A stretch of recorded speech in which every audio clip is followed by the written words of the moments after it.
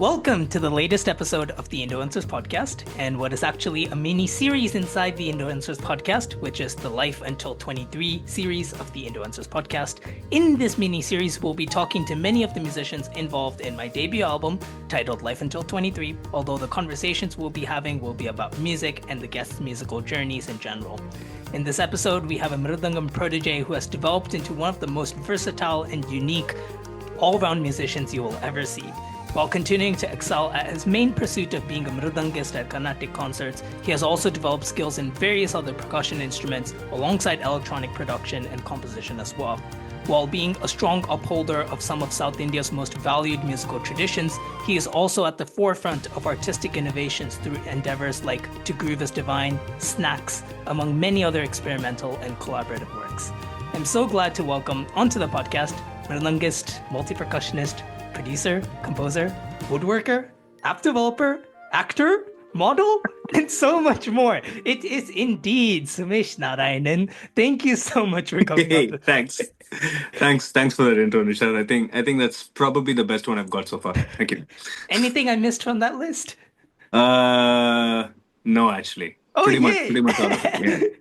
Yeah, yeah, Yeah, I think a lot of lists for a lot of guests have been very long with a lot of people I've yeah. interviewed, and it's so cool to see, how so many, people who may be just musicians on the front are actually exploring, so many different artistic paths at the same Mm, time. mm. And I want to explore sort of how you got to where you are today. Okay, okay, So let's go back to the very beginning. okay. I was told by a previous episode that this makes me sound like a therapist. That is not my intention. All right, all right. We'll see. Oh, We'll see if it doesn't get there. let's go back to your earliest days. Okay. You were brought up in a family which had a musician. Your mother was a singer, Yes. I Yep. believe. Yep. Hmm. Um, so tell me, if I was sitting in a room with you with 3-year-old Sumesh, Hmm. what would I be hearing? What would his musical beginnings be like? So, I mean, yeah, this wouldn't necessarily be at home, although home was always filled with music, with from the radio or Amma singing or whatever. But it was mostly when in Bombay she used to go sing these live shows. Then and she used to, I mean, have to carry me because I was an infant. And during the breaks or during just warm ups, I used to always crawl onto the stage and be extremely fascinated by the tabla amongst other membrane instruments. Of all the hundreds of other instruments that used to be there, I used to only crawl up to these. And apparently, that's when all of the musicians, their colleagues and all of that, obviously hailed me as someone who was gifted with the gift of lime at such a early young age because I crawled onto one of the instruments. And as fate would have it, my mom, paid a lot of heed to their opinion and took me to a I don't know I think I but by that time I think we'd moved to Chennai, and so we were still looking for a tabla tutor of sorts. But obviously one of those days my mom used to attend a lot of concerts with me, and one of those concerts was with my present Vadyar, Bhakta Vaslam sir, who was playing. And apparently, after the concert, they had a conversation, and my Vadyar wanted to know if I was being tutored at all because he found me really interested during the Tani sessions, and I don't know what I was doing. I probably I don't know. I was a very notorious kid, so I was probably in the first row, just making faces or whatever. But he clearly saw I was interested in some form or the other. So he asked my mom to, actually bring me the next day. And I mean, that was really the start of my classes. Like my mom also obviously explained to him and expressed how she was really interested to enroll me into classes, but she was new to the city and she was looking for a tabla tutor. At which point my Baksam sir exclaimed, learning the mridangam is also not too bad. You don't have to still just keep looking for a tabla tutor. Maybe a mridangam would do so too. And and so as it would turn out, like the next day we actually found ourselves there, and I had the first class from then and there. So I was really just, yeah, I had an aptitude for it. I'd like to think. Oh yeah, initially it was not like, it's just you're a kid still, and you're like, you just want to go play with your friends. But after a while, I really took to it, and I felt really happy playing it. So I made it my profession. So I said, okay, I'll make a living out of it. We'll see how far we can milk it. I mean, all of school, all of college, bro, you got to go more. No, let's see for life. And then if that works out, then sure, then I'd be worthy in my mind. I'm kidding. I'm kidding. No, it's really interesting though, because you talked about, how you were at that concert, I believe of TBS, Yes, of TV course. Shankaranan. Second answer. Yeah.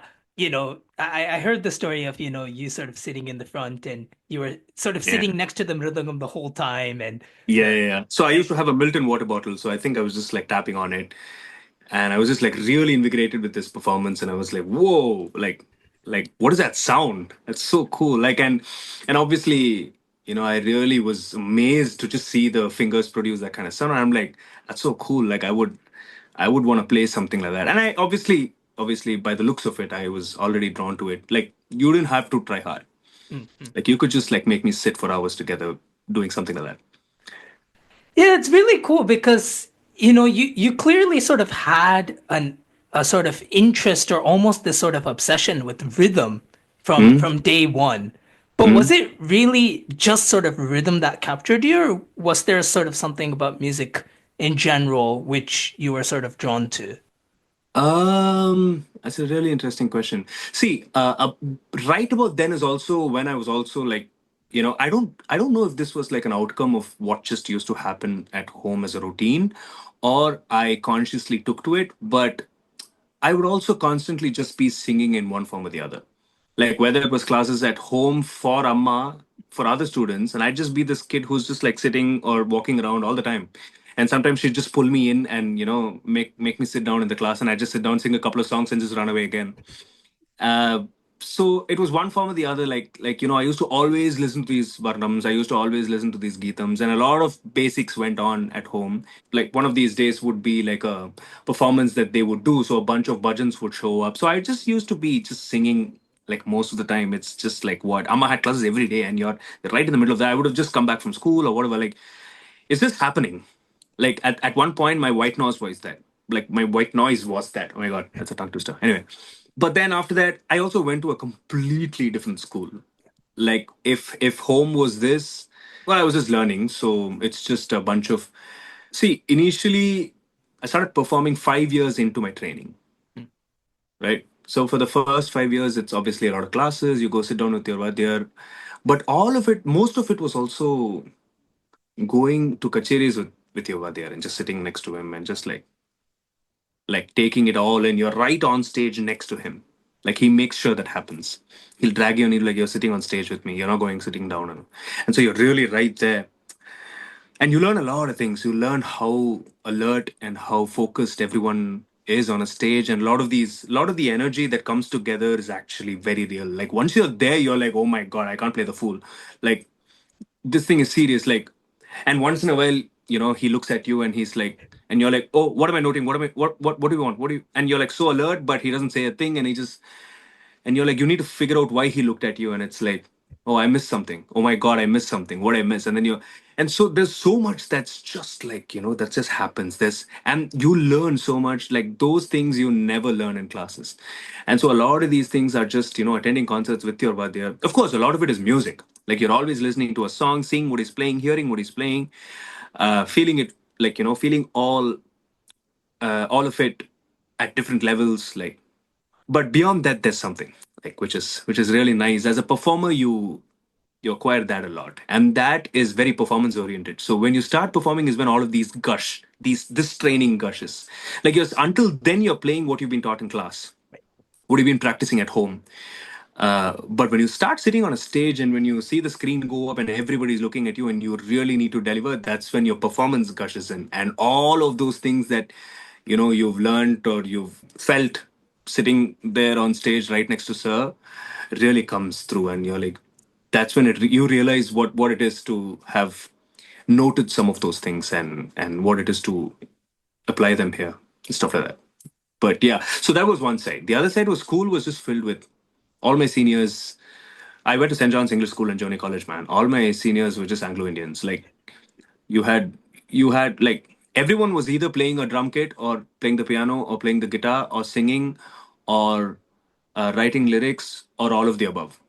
Okay, and so we had 7 or 8 of them doing everything. And so prayers in my school was a very, very, very grand affair. Like you wouldn't even imagine. We'd have like we'd have a full band performing for prayer. Like 9 a.m. the bell would go. We had a centralized PA system, so the every class had a speaker, like which wasn't very prevalent at the time. I'm not that old, but what I'm trying to tell you is students actually used to gather for prayer down in the ground. Like we were so spoiled, we could just like sit up, like stand up in our classes and just like stand up for prayer and then come down.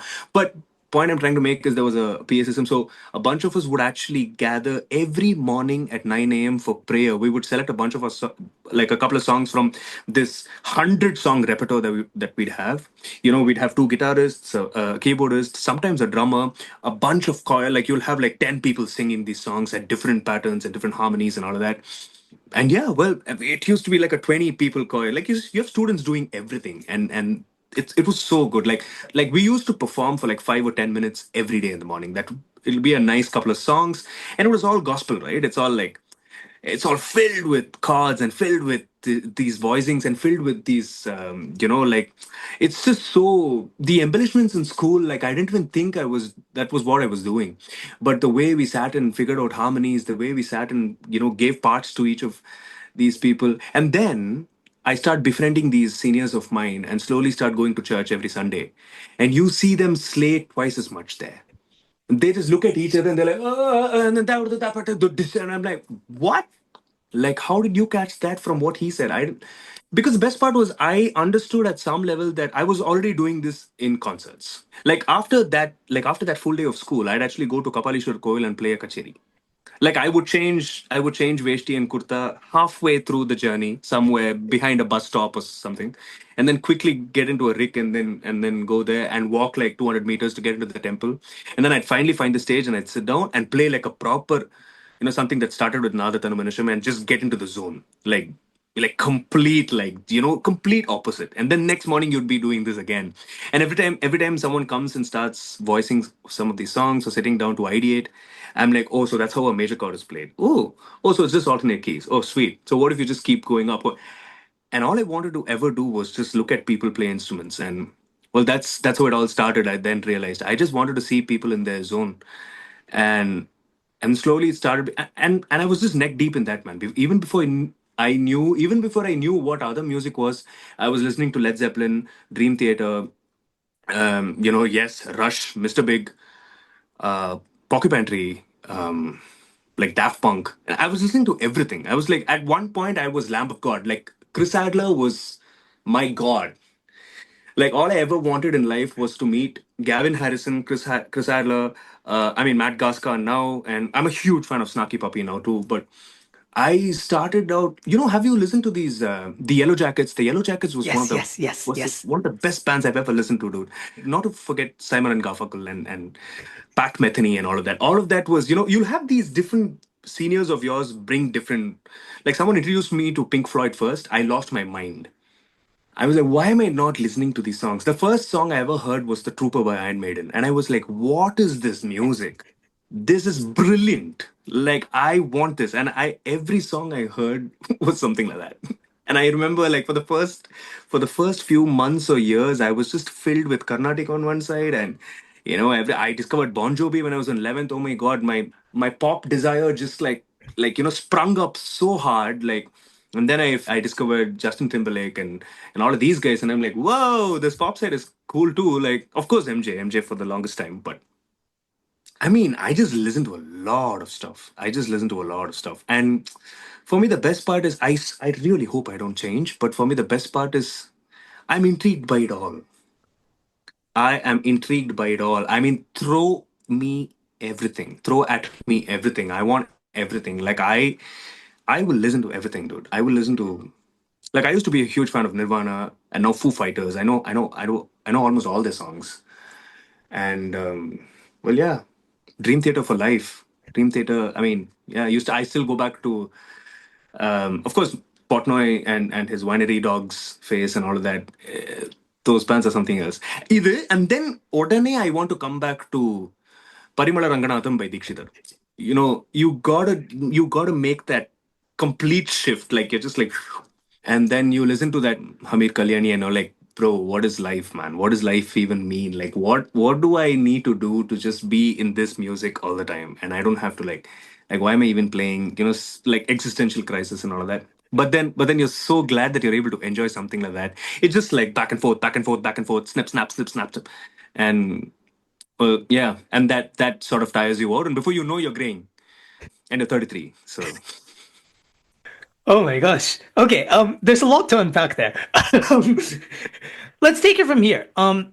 One thing that I noticed, you said you hope you maintain for the rest of your life, and I've definitely noticed in everything that you do is this sort of innate curiosity that you have towards anything and everything, music and beyond.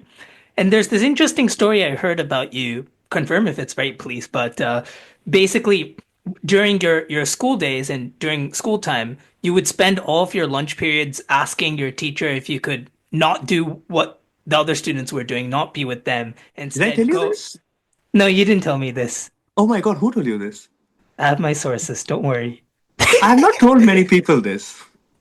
Anyways, to finish the story, Okay. you go and explore the guitar on your own, if that's correct. The keyboard actually. Keyboard. Okay, my source got it wrong. The keyboard actually. But yeah, that's right. I once walked into. So, I mean, would you like the entire story? Absolutely. I mean, it all started with obviously one of these days where you finish prayer, and for me, the first couple of periods was just a haze.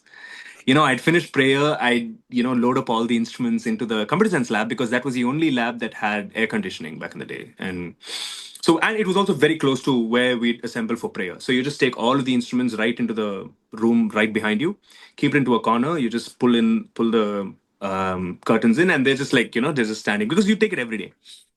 And I would always notice that, and I'm like, wait, so it just sits there for the rest of the day. Like I could possibly just go play on it. I mean, nobody's gonna have a problem with it. And so I went to the lab once, and she was like, no, no, no, no way you're doing that. If you really, I was like, ma'am, what's wrong? Like, I just want to play. And they're like, no, no, no, you can't do it. It's only for prayer. And then sometimes how they get really hard sometimes for no reason. So I had to then go to the principal, and then the principal was like, "Okay, what do you want to do it? What do with it?" And I'm like, "I just want to play during lunch." And she's like, "When we will have lunch, I'll just finish lunch quickly." Anyway, I got it working, and she wanted like a written request, and I had one right in my pocket, and she was very impressed. She looked at me, she's like, "So you came prepared?" I was like, "I'm not gonna take no for an answer." And she actually took my letter, gave me a green ink sign on it, and said that I was allowed to use the instruments within the computer science lab during the lunch period. And I would just show that letter all the time, every time I had to just get in. And so that's how I really started playing. And I would just go, and figure out chords. Like that morning during prayer, someone would have taught me a chord, and then I'd be like, "Oh my god, I got to try this like today evening, man. I need to know how it sounds." And then I would just figure out stuff like what sounds better. What okay, what do I do with something similar? Like how about I go one key up, or how about I do something on the left too? Like I have four notes now. Oh, maybe what if we increase? And I'm like, "Oh my god, what am I even doing in school? Why am I not doing this like for 8 periods straight?" That'd be so cool. Like somebody put me in music school, man. That's all I ever wanted to do was that, and that was a highlight of my day. Like most of my days, that was a highlight. I would just wait for lunch, and I would just like wolf down like what I brought, and like 5 7 minutes head down to the computer science lab and get like 45 minutes of playing, and yeah, I used to be so curious about it. I still am, but school is so hard, dude. And I went like 4 + 4, 8 periods of sacrifice was just for that 40-minute lunch gap with that keyboard. Oh my god, how much I enjoyed that. It was so good. I mean, you say you went to school just for that 45 minutes, but you were doing lots of other things at school too, right? You were playing football, you were your Yeah. class leader. I Uh, mean, dude, that was just like, yeah, that was I don't know what I was doing back then. It was no, just I like say that because like that connects to who you are now, right? With all of your other endeavors, you do woodwork and app development and all that. I've realized that I'm just a person who needs to pursue being creative. That's it. Hmm. That's where I get my sanity from, or not, but I can live with either. But that's what's me. Like I cannot, like, for example, I'm always gonna think about some tune all the time. I'm always going to think about some korvai all the time. And 9 out of 10 times, I'm definitely thinking about some joinery. I'm definitely thinking about a facade. I'm like, do I do herringbone here? Or, you know what, chevron's better. But you know what? If I use white paduk and say something like mahogany, then that would be a good contrast. But you know what? Mahogany is going to warp on me. This is my mind voice all the time. And suddenly I just jump into, dude, I should definitely get serum because they make my work so much Because Serum easier. 2 Like is out. serum 2 is out Yeah. exactly, and I'm like, you're still sitting down with those ADSR curves, and well, frequency modulation is great, but it takes a lot of time, and yeah, all of that. But yeah, that's what's going on, and that's how I chill. That's how I chill. So for me, work is not work. Work is chilling too, because when I think about it, at one point in my life, I used to make a song every day, every day morning. I just wake up, I just come like I'd be half asleep, but I'd just come. I'd be so curious. I'd be like, okay, let's make something today. Let's like, what can you make in 20 minutes? Like, what's a lazy song you can make? The laziest ass song you can ever make in your life. And that would be every day. And then after half an hour, I'd get so invested, I'd call the rest of the day off. That was pretty much every day in school for me. Like that, around about then is when I discovered FL Studio Producer Edition. And oh my God, like every time someone came and asked me to go to school, I was like, bro, like I'm doing stuff they don't teach in school. Okay. Like show me one guy who can make a song on FL Studio like right now. I have skills people don't even know about. And that's when FL Studio was coming out. It was slowly coming out. And I was making music like that blew people's mind. I don't know why. Because I was this random AF on that software, and everybody was like, "What?" And I used to be like, I used to always shove my rhythmic. I had my tricks, just like confuse the hell out of people, and everybody was like, "Bro, what are you making?" Like, and but from time to time, you have these dense chords just come and go. Like I used to just like mess with people's mind, just like throw a bunch of music at them and see what they like, see how they react. And that was very interesting for me. It was almost like an experiment. So every day I was also surprising myself. I was like, how bad can you do this? Like how but that worked out, I guess. And once in a while I used to make something that really moved me, and I'd be like, oh, Sumesh, you know what, you should stay here for a while. You should stay here for a while. And this is beautiful, man. It's nice. And that taught me how you start appreciating yourself, and how that really takes you to leaving behind something that reminds people of you. And that's profound, man. That's very hard. Think about it. It's very hard to do something like that. So if I can do that, I think, yeah, I'd have made it. Very true.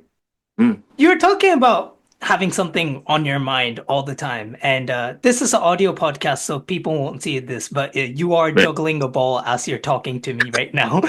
It's actually a hand massage, like a palm massage. Oh, I see. Right, Yeah. right, right. Okay.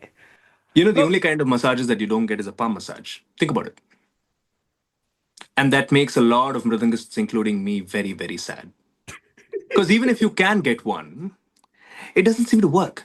Like people are so gentle, and I'm like, sometimes I have to reiterate like 4 times. It's like you can go hard. Like you can actually make me squeal, make me scream, but it doesn't work. It's either too pointy.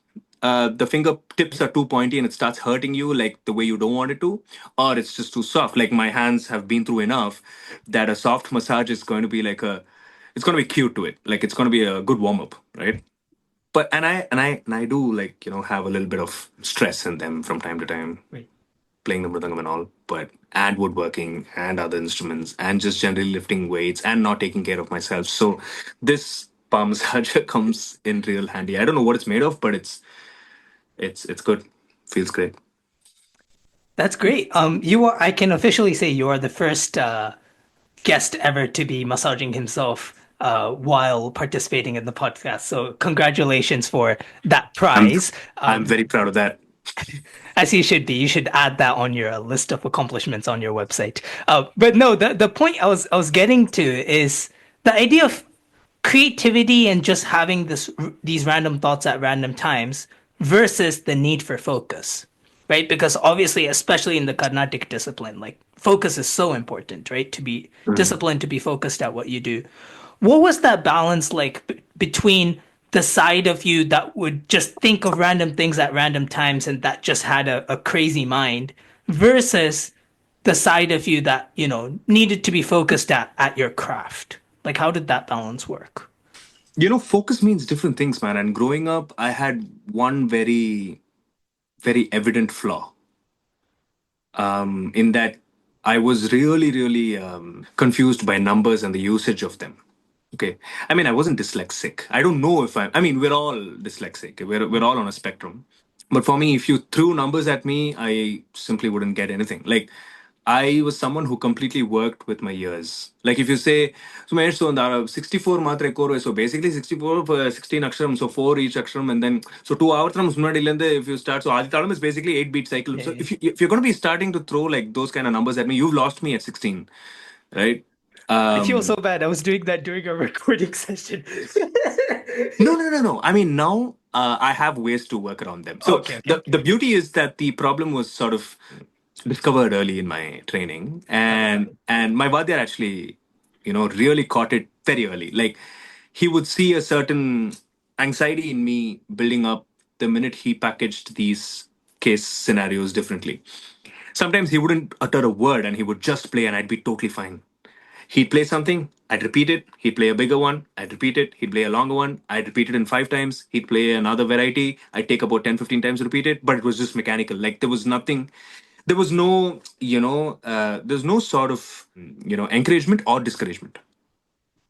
You take your time, figure it out, play. And it was all year training. And we all do that at different times in our lives. But that was the only way that was very comfortable to me. The minute you asked me, so then he realized, it was important to play these things and sort of imprint them as sonic memories within myself. I cannot, like, even today, if you ask me about a certain chorway that I play all the time, if you ask me what the length of it is, I still have to pause for a minute and calculate it. Like, I don't have that thing. Normally, mridangists would, like, they'd really know everything about it. Like, they'd know everything. They're like a Wikipedia page of that chorway, like everything about it, right? I'd know most things about it, but to start off with, I would actually miss the meta data. Like, I wouldn't know what talam it is in, I wouldn't know what the length of it is in, but I just know the chorway. Like, I would know the voicing of it.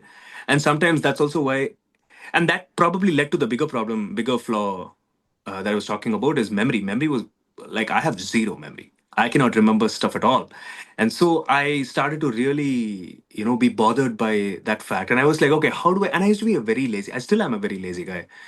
But then I start thinking about, okay, wait, so how do we tackle this problem? If this could be a problem, what is like a good solution from my side? I mean, it's not like I can just like, I don't know, just like make my memory better, like make me remember things better. I don't even know how to do that. Like, so I was like, that I'm not going to think about that. How else do we tackle this? So I started thinking about, okay, how about real time composing?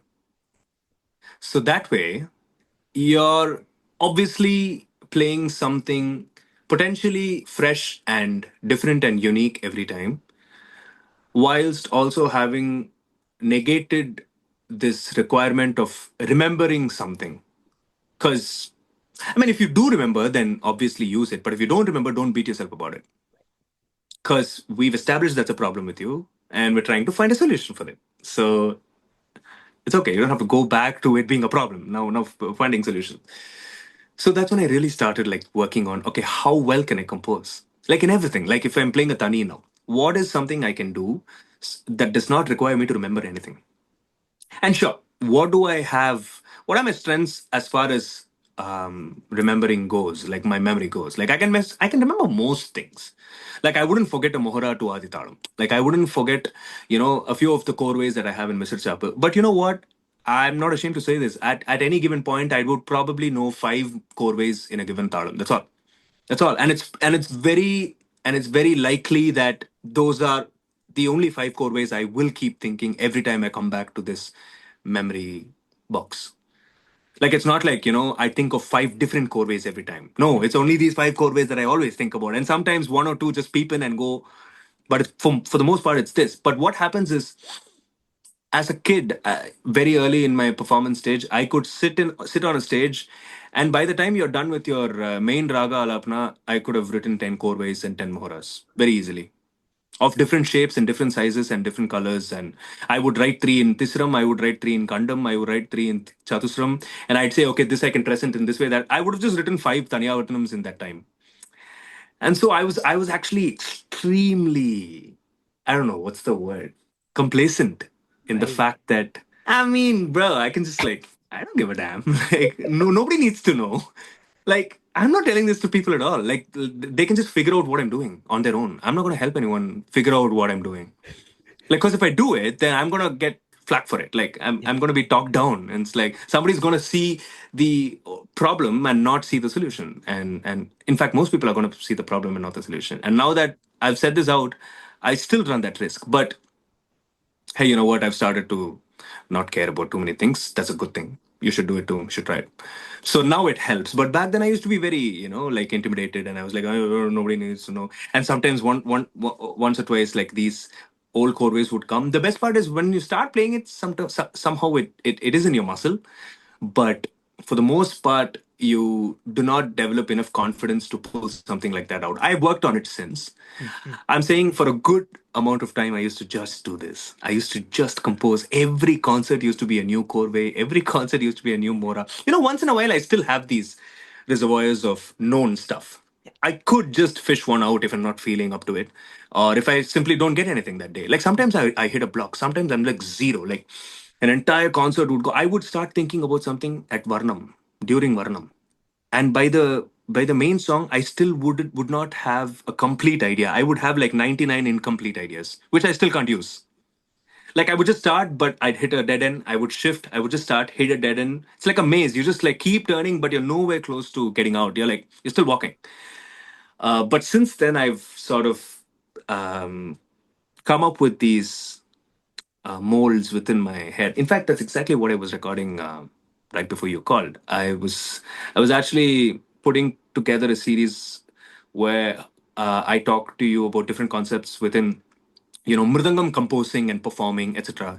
It's like, because a kacheri is a performance, and it's beautiful because you have so many segments that allow you to improv, like to no limits. Like if you want to, you can really milk them. You can really go, you can run wild with them. And in this process you really find what speaks to you well, and that is the style or legacy you leave behind. That's what the bigs did. The bigs really relied on their appreciation of what they found beautiful, and they quite literally adapted that into their repertoire and made it their own. And so I want to do it, and while I'm doing it, I just want to show you how I do it, and we'll see if you can do it. And so I was just like talking about how I build a solo. What does a solo sound in my head like? Like sometimes I always look at a solo, and solos are basically words, right? Yeah. I'm gonna run the full script to you now. So basically, you see, Nishat, a solo is like, how words are units to a language. Uh-huh. Solos are one of the units Yeah. used in the language of Layam, right? So a lot of these mridangam playing, ghatam playing, morsing playing, ganjira playing, tavil playing, tabla playing, all of these, there are a lot of, there's bowls or solis, there are a lot of these syllables that we are taught first actually, and then you're really pulled into playing them. So how these syllables come together in a combination of strokes and a combination of sounds. You use stress, you use intonation, you use articulation, similar to words that form sentences that form a story and that give out a certain expression or emotion. Very similar. And now storytelling in the realm of mridangam playing or in the realm of Carnatic rhythm is so much more interesting because the words change, the language changes, the message changes, and everything. So, if you have a basic understanding of what and how a soul is made, you could technically start writing a story like Mhm. however you want. Morgan Freeman's narration could be na din din na din na din din na trika din na da. So that din da dit taka din da dit taka din da is your narration, right? And let's write a Tamil movie now. Like let's start scripting a Tamil padam, okay? You see the hero on a freaking chariot with 7 horses, bro. Like he's being ridden through this farm of villagers who look at him as the supreme, like he is god to them, right? He is the man. And so what if that hero, that character is actually a representation in Solkat? What is the most grand majestic solo? Like why don't we give that solo a hero entry? And all of this happens when Morgan Freeman is actually like, caressing you to sleep with his voice. And all of this. So what is Mridangam in this to you? Like start writing a story using the language of Mridangam. So maybe you come up with a solo, you're like, Tin,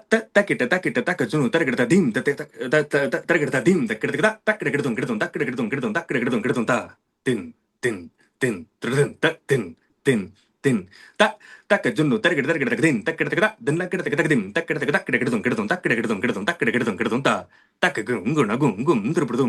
and you're suddenly like, what was that, bro? Like, for me, it's always like that. No, what was that solo? Like, that was, it just came, poured down, and just went away. Like, it doesn't. Anyway, moving on. Maybe this hero has a love interest. So, what could that love interest sound like? What is their relationship? Right. And then maybe there's a villain in the story and he comes and, screws up things for everyone. And so, how could that be? Maybe the villain can be Tisram. So, every time the Corvette takes a Tisram turn, everybody is like, what is that? Like, why is that coming? What's wrong with Chadusram, guys? Like, why are you just like shifting to triplet all? Like, suddenly it just puts you off and all of that. But in the climax, you have this really, really intense scene of, maybe it's a Tamil padam, you got to have this action, bro. So, I don't know, just I don't know how would you represent that now in the grand scheme of this kind of storytelling. So maybe all the characters, all these soul cutters have a standoff. They have a korepa. It comes to one man standing, right? And so maybe three souls keep decreasing together at the same time in Liam. And so at the end of the Korapa, you actually figure out where you are in Talam. You just have to, because you don't have a way out. So now that you've gotten to that sort of decreasing filter that you've applied on it, now you have to finish it. And how do you finish it? You finish off with a climax, or you finish with an anticlimax, or you finish off with, I mean, really choose your. So at this point, for me, like all of these, see, I may be treading some very sentimental notions here in that the story needs to make sense. You can't just like throw a bunch of gibberish and you can't just like blabber syllables on top of each other, call them solis and call them Atanayavartanam. Mm. Because there is some accepted standards, right? There is some level of correctness, Yeah. for the lack of a better word, You to could call it represent tradition, Atanaya. essentially. Well, yeah, but tradition again for me is can easily be affected Huh. in both ways. Right, right. Um, well, you're right. Maybe yeah, tradition too. Tradition which comes from certain sort of accepted norms which, transcend time. Right. Yeah, hmm yeah. So even yeah, let's call it that then. But maybe that's the next step in the process. Is my point. Maybe before that you start doing all of this and then you start finishing them saying okay now I'm just not going to ramble away because I can't just throw a bunch of words at you and have you make sense of it. I need to put them into sentences and I need to Right. you know articulate them in a certain way for you to really understand the full picture. And that's what really worked well with the bigs. They paid so much attention to the presentation and just not presentation. Like even when they thought about ideas, they always would go the extra mile and completely finish it into a finished product. There were no like rough edges at all. And well, I would think I would wager that possibly could be a problem out of my way of thinking because nobody's patient today. Like we all want fast food, man. Like we just want to go get a wrap and get the hell out. Like I'm not gonna stay until you make a 1 hour ramen bowl. No, I don't have time. I can't wait for it to stew and reduce and all. Yeah, just give me I don't know, just give me a Peter app. Like I'm out of here, right? So இப்போ என்னன்னா pay பண்ணணும் இப்பயே வாசிக்கணும் இப்பயே like you gotta really but back in the day maybe they had like maybe like, they clearly had like days and months and years to perfect something. And this goes for most of the things that we can talk about. I mean apart from technology because that's a different direction altogether. But some of the first findings are the base for many many many incredible innovations down the lane. So it does not have to just be with arts, but a lot of the things the old guys killed it. The old guys really nailed it. I really wish I was born in the 60s. I mean, that's one of the other things that a lot of people know about me. I don't think I was made for the 2020s, man. Like I'm an absolute 50s, 60s guy.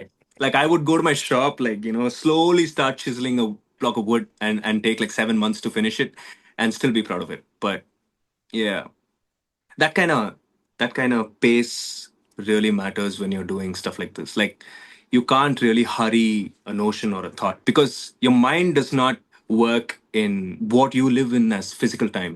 See, Yeah, even yeah. during the 90s, like time was so different for me.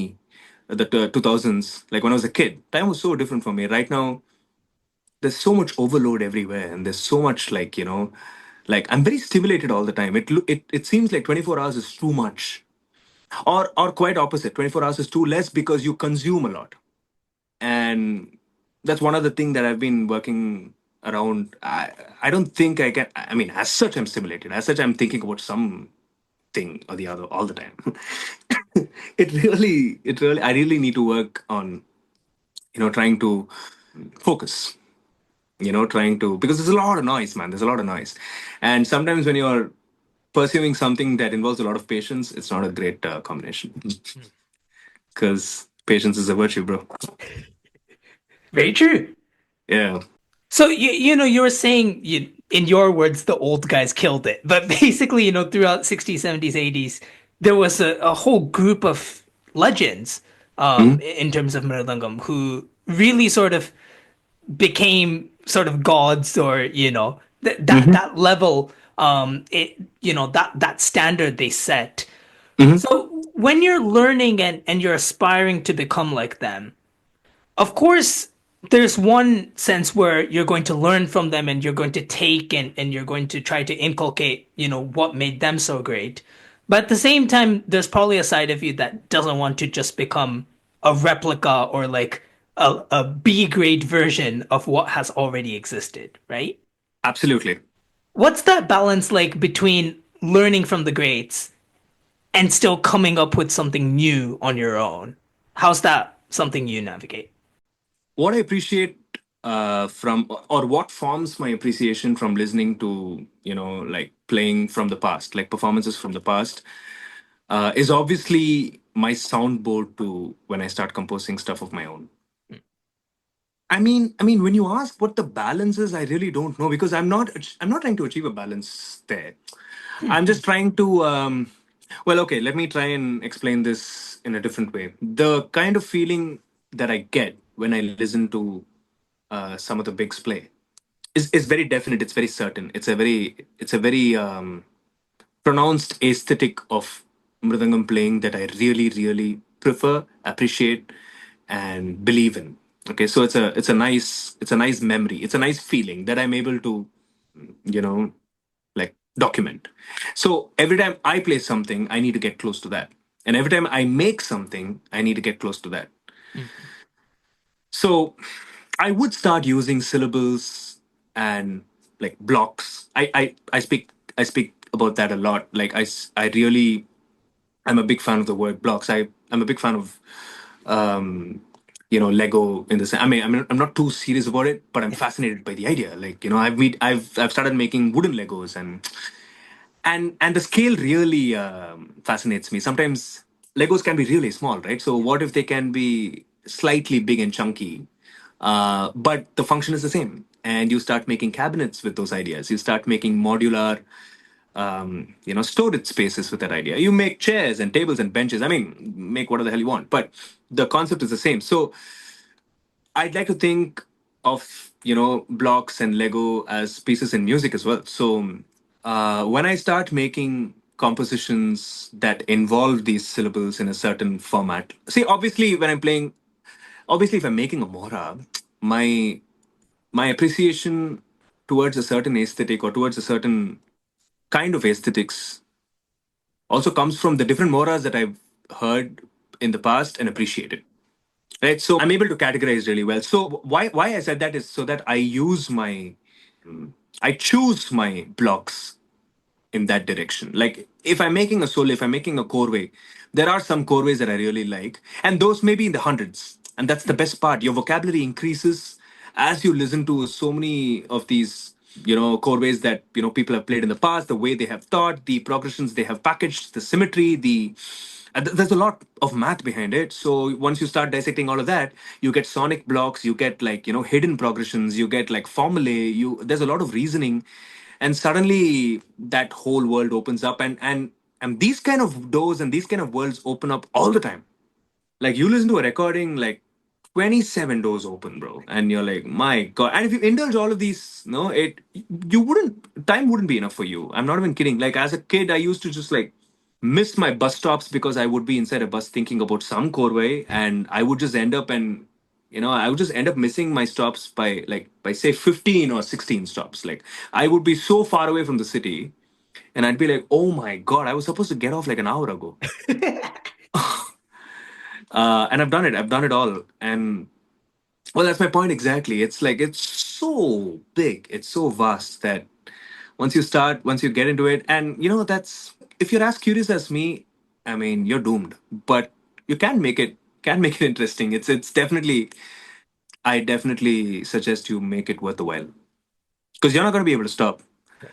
And that's fun though. I mean, if you're that kind of guy, or if not, there are other ways too. I cracked those too. So I mean, I just want to do everything. At this point, I think you can tell that about me. Yeah, I think I can Yeah. tell you want to do everything and Mm-hmm. anything. Mm-hmm. Something I also know about you is you have the guts to do anything and everything. And there are certain sort of Eh? moments in your life Ah. where you've done things that most people would be scared to do, and some people have advised you not to do. I'm referring to a specific incident here, which you Mm-hmm. talked about. Mm-hmm. The moment where you want to switch and try kapi mridangam, Mm. where there's some context here because you were, I think, the only sort of student in your batch within Mm. your guru students, right? All of the Mm-hmm. other students were several years older than you, and you were the sort of Yeah. sole youngest one. Yeah. One of the And one of the youngest ones. Yes. yeah, and Mm-hmm. yet you were going to try something that all of your seniors and like you were talking about how Delhi Sairam sir Yeah. was saying like, no, like what are you thinking? Yeah. Like Yeah. Yeah. He was don't. like, he thought I was messed up to even think about going to Sir and possibly asking him if I could play if I could try. And he was like visibly disturbed. He was like, "You're out of your mind." But Yeah. that takes guts, right? I mean, what's the worst that could have happened? Like, so I would have said no, and I'm like, I would have been back the next week for sure. But at least like I would have tried, and he can't say no to me forever. But speaking of which, he's never said no to me. So he's never said no to an idea I've gone to him with. So I mean, I'm just fortunate. I'm just that much more fortunate.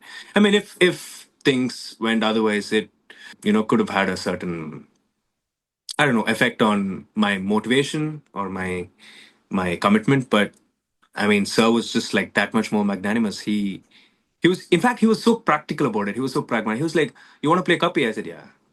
Like, sure, go for it. Give it a shot. And if it works for you, then I guess it works for you. I tried it and I didn't like it, so I'm fine with it. I can live with it. And I really appreciate the Kuchi sound. Mhm. And I said, "No, sir. I mean, I'm just curious. I just want to play on it. I want to see how it feels to play on it. I want to see how it sounds and all that." And he was absolutely fine with it.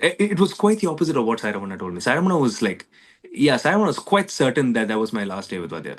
But that was going to be my last day. But he was so surprised. He was like, "Abhi, I was like, yeah, so it's fine.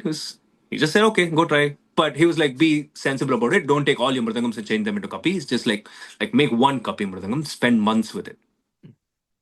Like really understand it. Really see how your hands change. It's not the same to play. And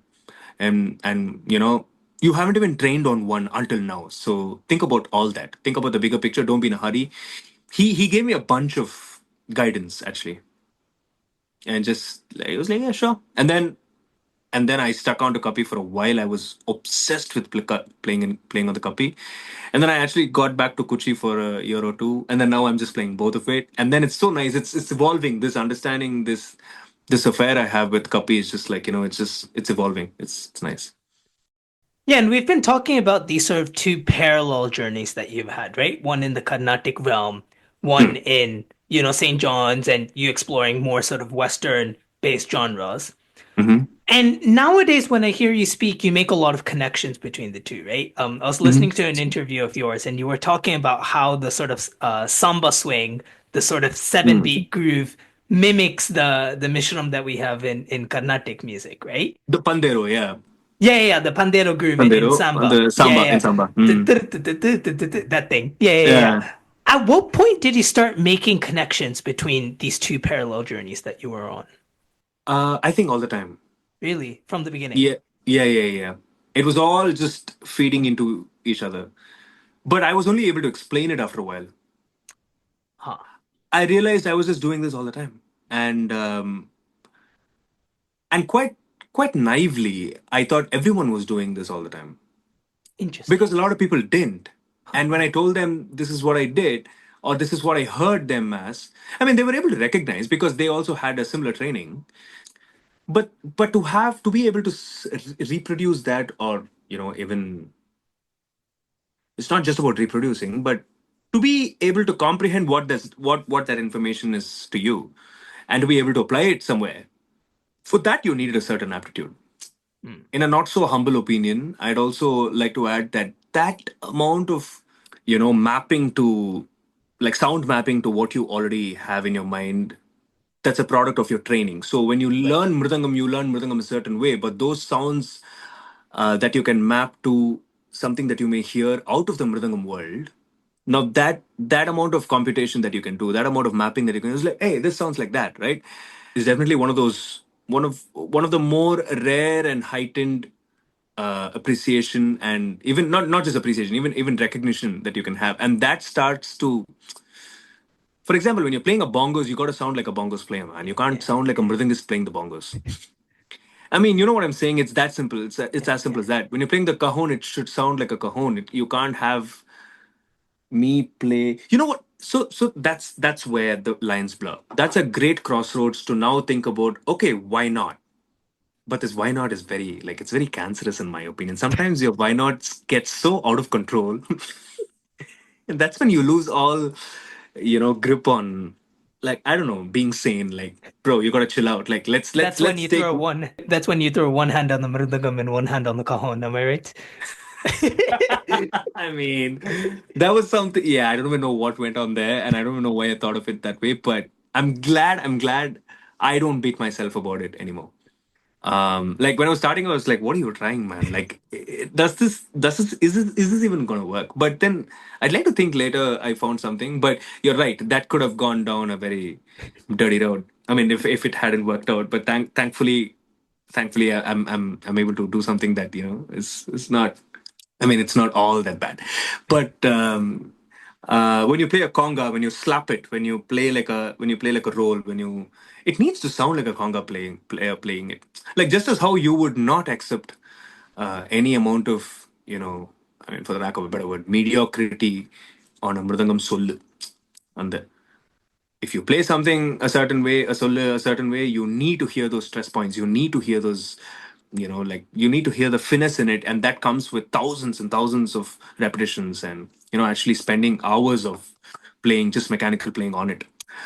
So stuff like that, once you start recognizing, is when I think, and that's important too, in my opinion, as a musician. You got to constantly do that. You got to constantly, I mean, content learning is one thing, but you got to start thinking about how people's bodies move. And if you can, you got to start thinking about what they are thinking about at a certain given point in time while playing their instrument. It can be like a jam session. It can be like a song making session. It needs to be a part of your performance mode or zone. Well, some may call it anticipation, some may call it, I don't know, vibe matching. Some may call it I don't know. Like, you get what I'm saying, Yeah. Yeah. but Yeah. it's actually not that. It's when people talk about it, it's you realize the range is really long. Like, a lot of people either know a lot about it, or a lot of people know very less about it.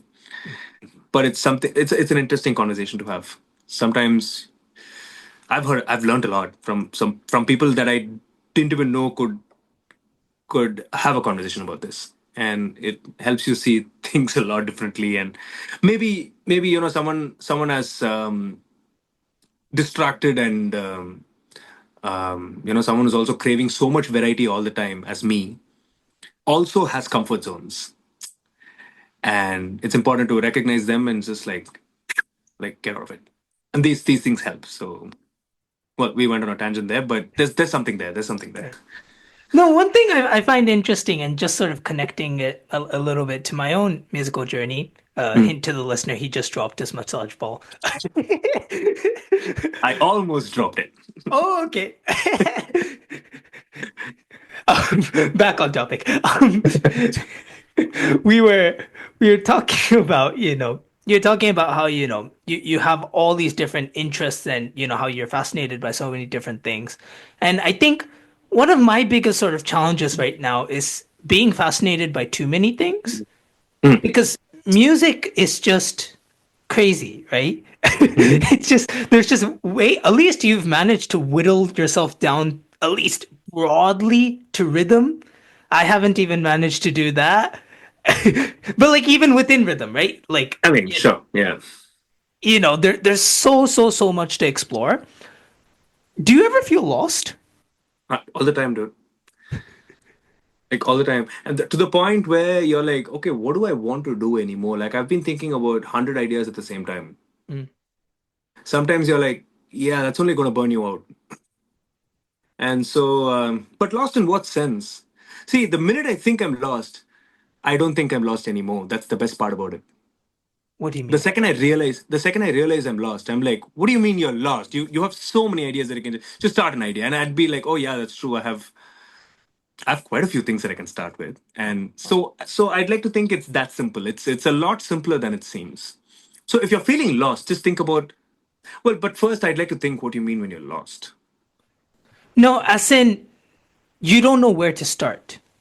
Like there's just so many different imagine you're at like a at an intersection, but there's like 100 different roads you could go on.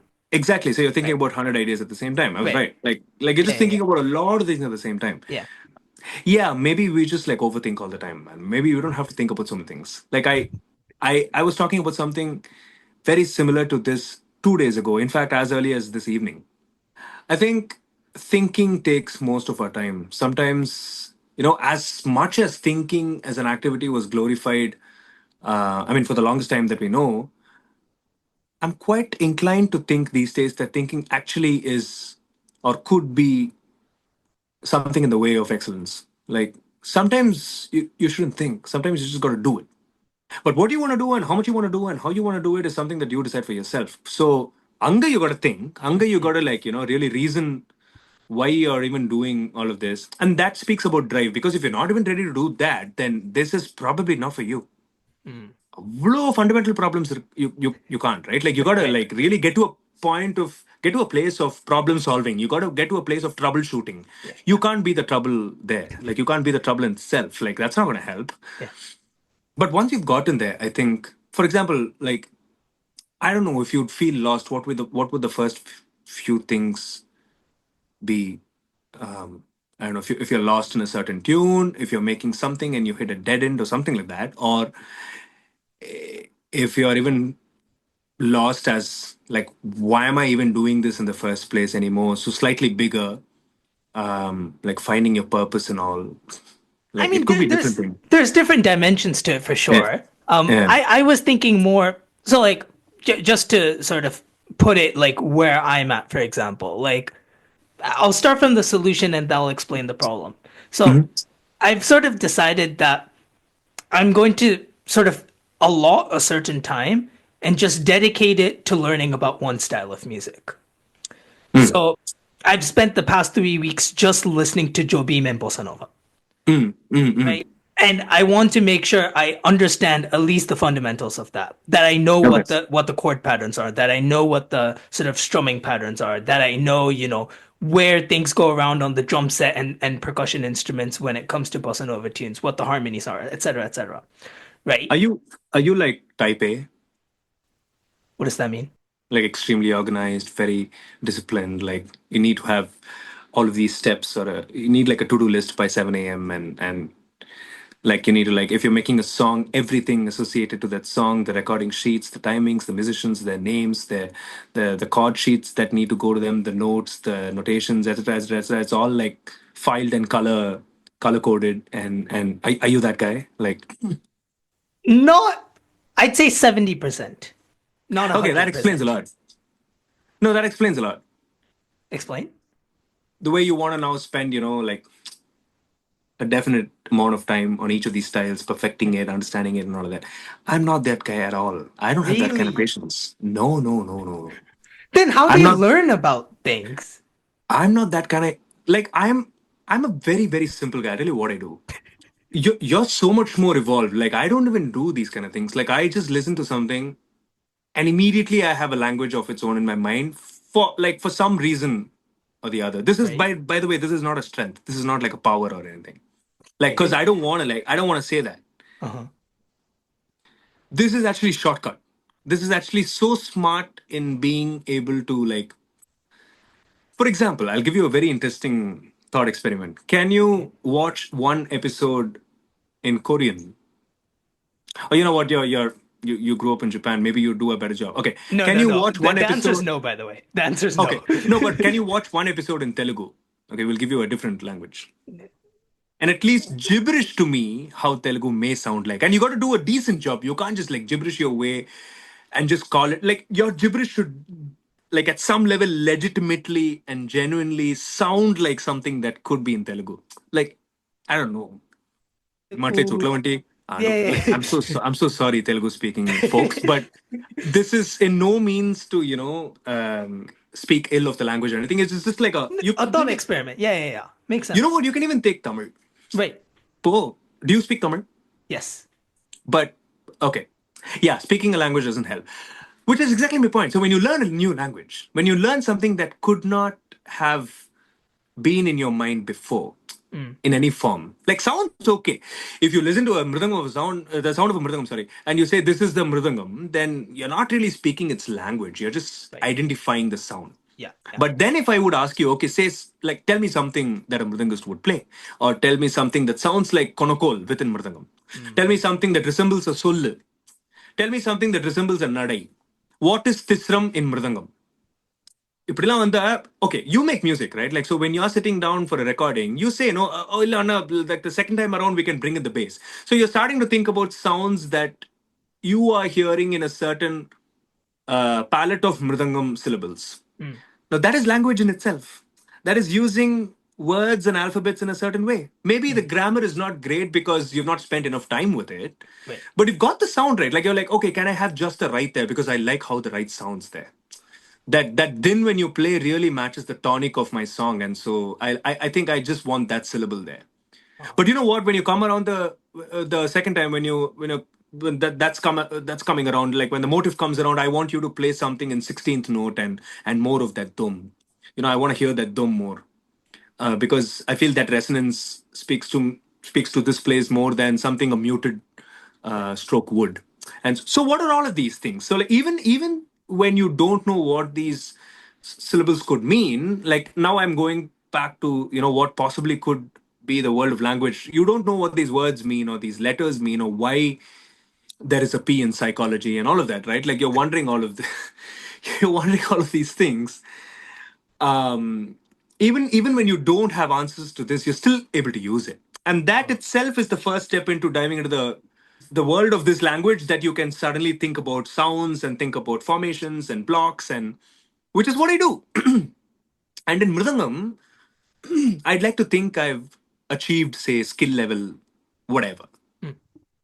It's like a Mario game, right? like Yeah. like level 1, level 2, level Yeah. 3, and you keep winning and you keep cracking, and I'm at skill whatever. But maybe with bongos, I'm at skill like 2, or maybe even 1. But I'm spending so much time with just being in that skill level 1. But I understand what's more important to me in that is, it's not about what I play, but it's about how I play it. I will still play just one clave pattern throughout a bossa nova song and still sound like a very legitimate bongos player, instead of actually trying to do something wacky under the disguise of being a mridangist and screwing it all up. Because for me, that's what I prefer. And to me, that's what I value more than the next bongo player or mridangist. But that's all I can work with. I cannot work with what Nishad may want unless I'm working on a song for him, which means I could just work with his inputs. It's as easy as that. But as long as I'm working with my inputs, I gotta adhere to what I want and what I like and what. So coming back to where I started all of this with. So what happens is when you listen to a new sound, for example, the first time I picked up a cajon, all I learned to play was the doop and the tap. Right. I'm like, you strike the center is a doop. You strike the tap is a top, whatever. Yeah. Yeah. Yeah. And then because of my, I also, okay, this also has a lot to do with my upbringing. So because I listen to a lot of non-Carnatic music as well, when I was growing up, I was able to immediately apply a drum groove to it. One of the first grooves I played was like dup, ta, dup, ta, I didn't even play chitta. I just played dup, tap, dup, Right. tap, dup, tap, dup, dup, tap, dup, tap, dup. And I was like, oh yeah, that's not bad at all. That's like a Yeah. kick, snare. That's great. And then but then you start thinking about ghosting, and Right. uh, at that point I was always, I was already thinking about, um, detailed and very nuanced playing apart from the mridangam. Like what could be ghosting in mridangam is completely different from what could be ghosting on a snare or on a cajon. I mean, it could mean the same thing. Mm, mm, mm. A softer note could mean the same thing, but when it falls under the context of grooves, it's very different. Like you can actually be either be really surprised by a lot of things, or may not even know those things existed.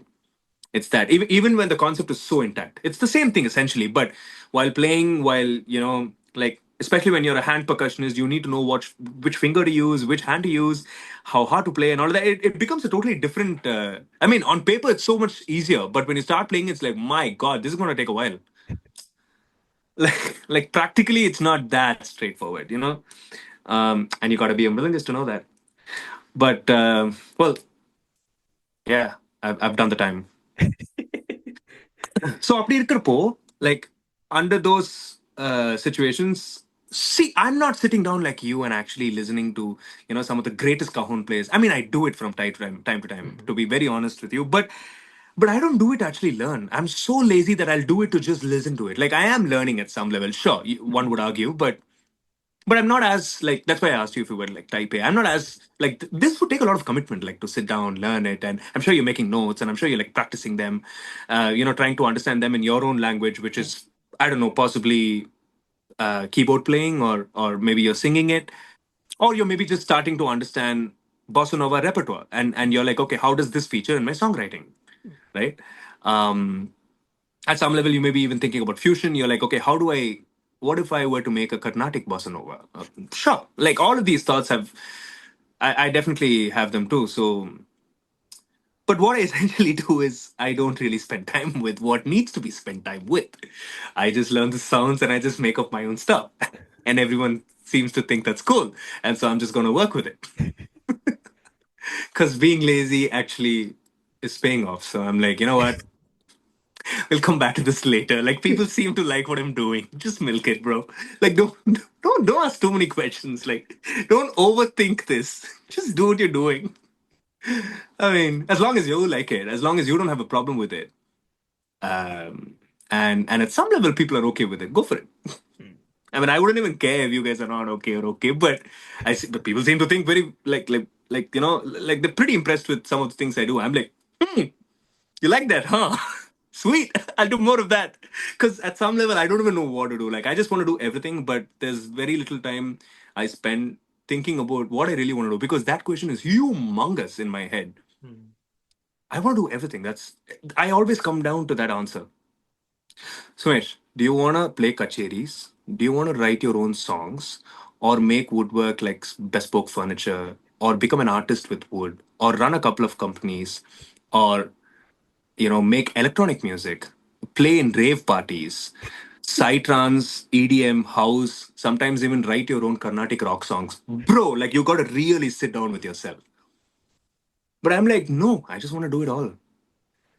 I would happily go to the shop at night, make something, come back in the morning, work on a song, and sleep till evening, and wake up and make another song and play some mridangam, go to a concert. Like I'd be totally okay with that. All I ever want to do is pursue creativity. That's it. Sometimes I don't know. I don't even know. Like I would just throw paint somewhere, just like slap it all over, and like, oh, let's see if I make a masterpiece. Like I mean, I know it's going to be a masterpiece, so I don't have any problem with it. Like whatever comes at the end of 1 hour is my masterpiece. I'm so proud of it. I'm so like, well, this is what I got today. Like tomorrow you come, I may get something else. And that's the best part about it. I can give you something unique each and every day. And I'm actually giving something to myself. It's not even out there. Most of the time, like I told when I used to make songs in the morning, by afternoon I would delete the project. Why? Because I've never felt like saving the tune. I was so confident that I could do it all from scratch the next day. Where And so does that sometimes my sister, confidence come from? no, it's not even confidence. It's actually quite the opposite. It's a lot of it's arrogance. My sister used to come and tell me, and it's like, what? You didn't tell me this. Like, I didn't know this about you. You delete those projects. I'm like, yeah, I don't have any projects that I made for the past month. And she's like, but it took so much time. You don't get that time back. And I'm like, no, that's just practice for me. I make songs. Like, when do I practice making songs? And the best part is like all of that is like, sometimes when I think too much, I don't make great music. According to me, Oh, when I stop thinking, I make some really honest music, and it comes through. It really comes through because when you're listening to it, when you're listening back to it, when you're making it, you don't feel it as much. But yeah. when you listen back, you're like, man, that was some really like I really loved listening to myself. That's not a common line I use much, but Mm-hmm. of late, I figure as long as you're able to satiate that, you're coming from a place of honesty, and that's great. Mm. Suddenly, because if there's an expectation, suddenly if there's a requirement, it's this is probably like numbers for me in Mridangam. Like the minute you give me number components and numeric, it's like, oh my god, I got to remember this number now. But but instead of that, if you just ask me to play, I'd actually be a lot more honest to my playing than I'd be from most. So a lot of the songwriting, production, I used to program like a maniac. I used to sit and program drums like a maniac. I used to sit and program drums for progressive rock songs. Now let that sink in. Let that sink in. I'm writing 1718 for 200 bars. Okay. And then before that, I have a rough bass track. But after that is when the bass track comes in, and I'm writing like guitar motifs for that. Guitar motifs is easier. Sometimes the eighth note really saves you.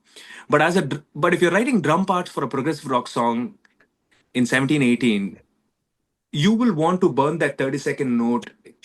Like you'll want to double fry that 30-second note. Like, yeah. It's gonna take a lot of time. And I used to do it day in and day out. And I used to love it.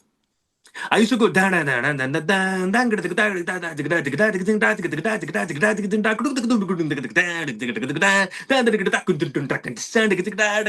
and all of this is just sitting right dash dash duk duk, and I'm like, whoa, bro, this is gonna take a long time. And then every 8 bars you go back is like, let's see how this sounds. And this is like a bunch of sounds coming out of your system, and you're like, oh my god, I've lost the one now. Like, where am I again? Oh god. Anyway, bro, that was very nostalgic for me. I used to do that a lot. I used to do that a lot. When did that journey start? Production, School, programming. school. Ah, Like I was in eighth standard or something like that. The first time I went to a friend's house. His name is Sharan. I still remember. And he was an Iron Maiden. He was like a hardcore Iron Maiden fan. And he once took me to his house and he showed me how to play, how he's learned the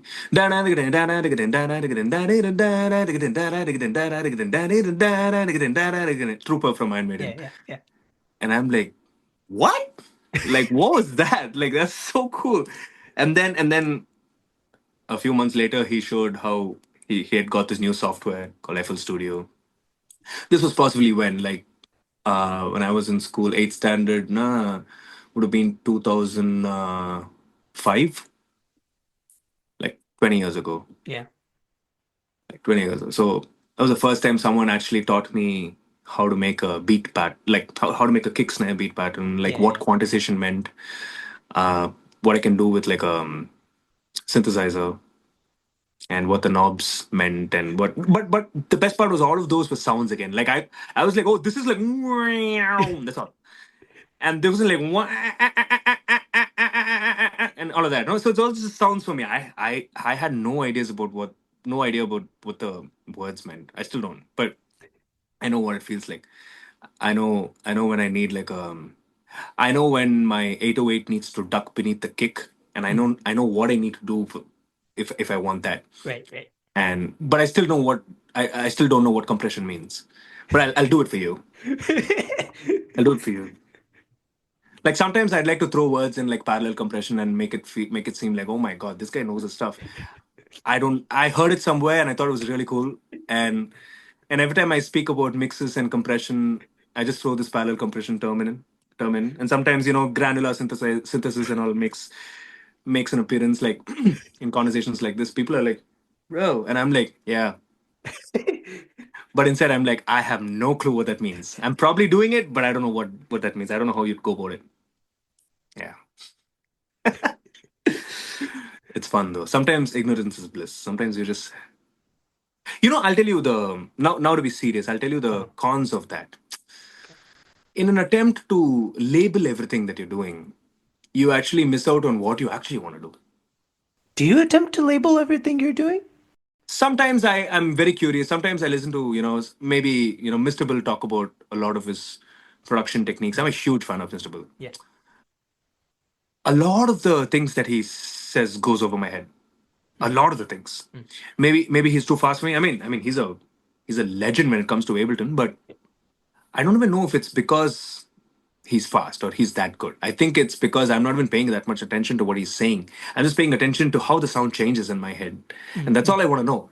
I don't even want to know how you do it. All I want to know is what are you making? And once you made it, how would I make it? Sure, once in a while you listen to something absolutely mind boggling that you have to like, oh my God, I have no clue how, like, I don't know where to start for this. So then it becomes so much more interesting. Sorry. You're sitting there watching step by step tweaking of that sound and how he processes it and how he arrives where. And that's like really, that's also blocking in my head. It's like, oh, so basically this sound is just like processed, like he processed the living, like everything out of this sound, like everything is just crushed. And by the time you reach the 17th curve, like 17th plugin, you're like, oh my God, that pad has just now become the biggest snare in the song. And you're like, what a transformation. This is like Darwin would be proud, man. Like this is evolution at its best. Nobody thought we'd start there. I mean, we've even managed to surprise ourselves. But stuff like that, definitely, like I'm like, and I never do it. I just watch it. I'm like, my God, what a genius. And I never do it. Because sometimes I'm like, if I do this, like I'm not going to get to the 17th step. Right, I right. mean, who we kidding, bro? But also because for me it's too much to take in as something that I can now build on. That's a finished idea for me. Unless I want that, I'm never going back to it. That's also probably why I said I don't want to think about what I make as much as I want to think about how I make it. And I'm more curious in coming up with more routes to a certain destination than stick to one. And so that happens when you actually don't pay attention to step by step processes in what people have to say. But the best part is, I mean, I get lost a lot of the times. I start somewhere, and but most of the times I end up nowhere close to what I want, and then I'm like so burnt out at that point. I'm like, oh, I need a break. Like I don't even know like what. I seem to have heard something completely different at the start of the session, but now it seems like I'm lost. I'm so lost. Like this, I'm nowhere close to getting this sound.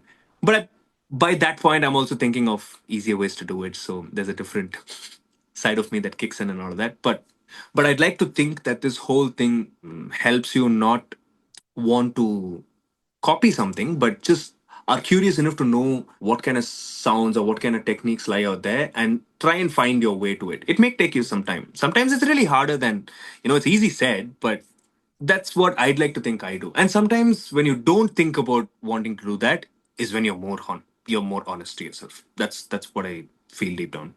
That's where this whole conversation started. So yeah, that's Right. that. And when we're talking about, being honest to yourself and you were talking about, you wanting to do everything at once. One Mm. place where you do everything at once is TGID.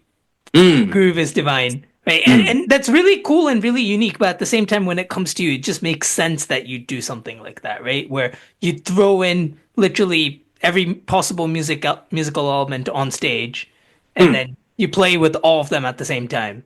Yeah, I think for the longest time, I've just wanted to do that, and I'm just like entertaining myself at this point. Right. I mean, there's an interesting element there because obviously you're just playing at that point, right? You're just messing around with all these different elements that you have. But Hmm. obviously, if you're giving a performance in that context, there has to be a certain level of organization or sort of plan, a sort of structure. Not really. I'm definitely a creature of spontaneity. Really? Because like 100%, 100%. I would, I would walk into a concert. I would walk into a 60-minute non-stop concert of TGID without click or without cues on my ears. Really? I did that. I did that like last month. Like I was at a rave. They didn't have enough, equipment to actually pull off the show. They had like a couple of mics and one stereo cable. I was like, you know what? Let's do it. It's fine. We'll see. We'll see. I mean, how bad can it get? Like, do you have decent speakers? They said, yeah, we've got a sub and a couple of racks and all of that, but it's just one console. We don't have like the kind of stuff that you need, like mics and stuff. I said, okay, give me three mics. Like, I'll use one for the cajon, I'll use one for my mridangam right, and one for mridangam left. And there was a cordless lying around for my vocals. And I asked for a couple of days. We didn't even have a couple of days. I blasted it out of my microphone port out of my MacBook. I just sent a TRS into the mixer and he did a basic mix. We did a sound check of about like what 10 minutes. And we just ran like some high points in the track, like the backing track that I had produced, like the pre-produced backing track, and mixed a little bit, calibrated that for the venue. Like we spent like 5 minutes on it. And I went and sat. So I had a monitor right next to me. That's all. That was my only reference. I did not have click. I didn't have anything. So every time and these were basically scenes, right? Like these weren't songs. These were just vibes. I don't even know when one would. Half the time I didn't know what was following. So it was a perfect case of just react. The minute you listen to something, react.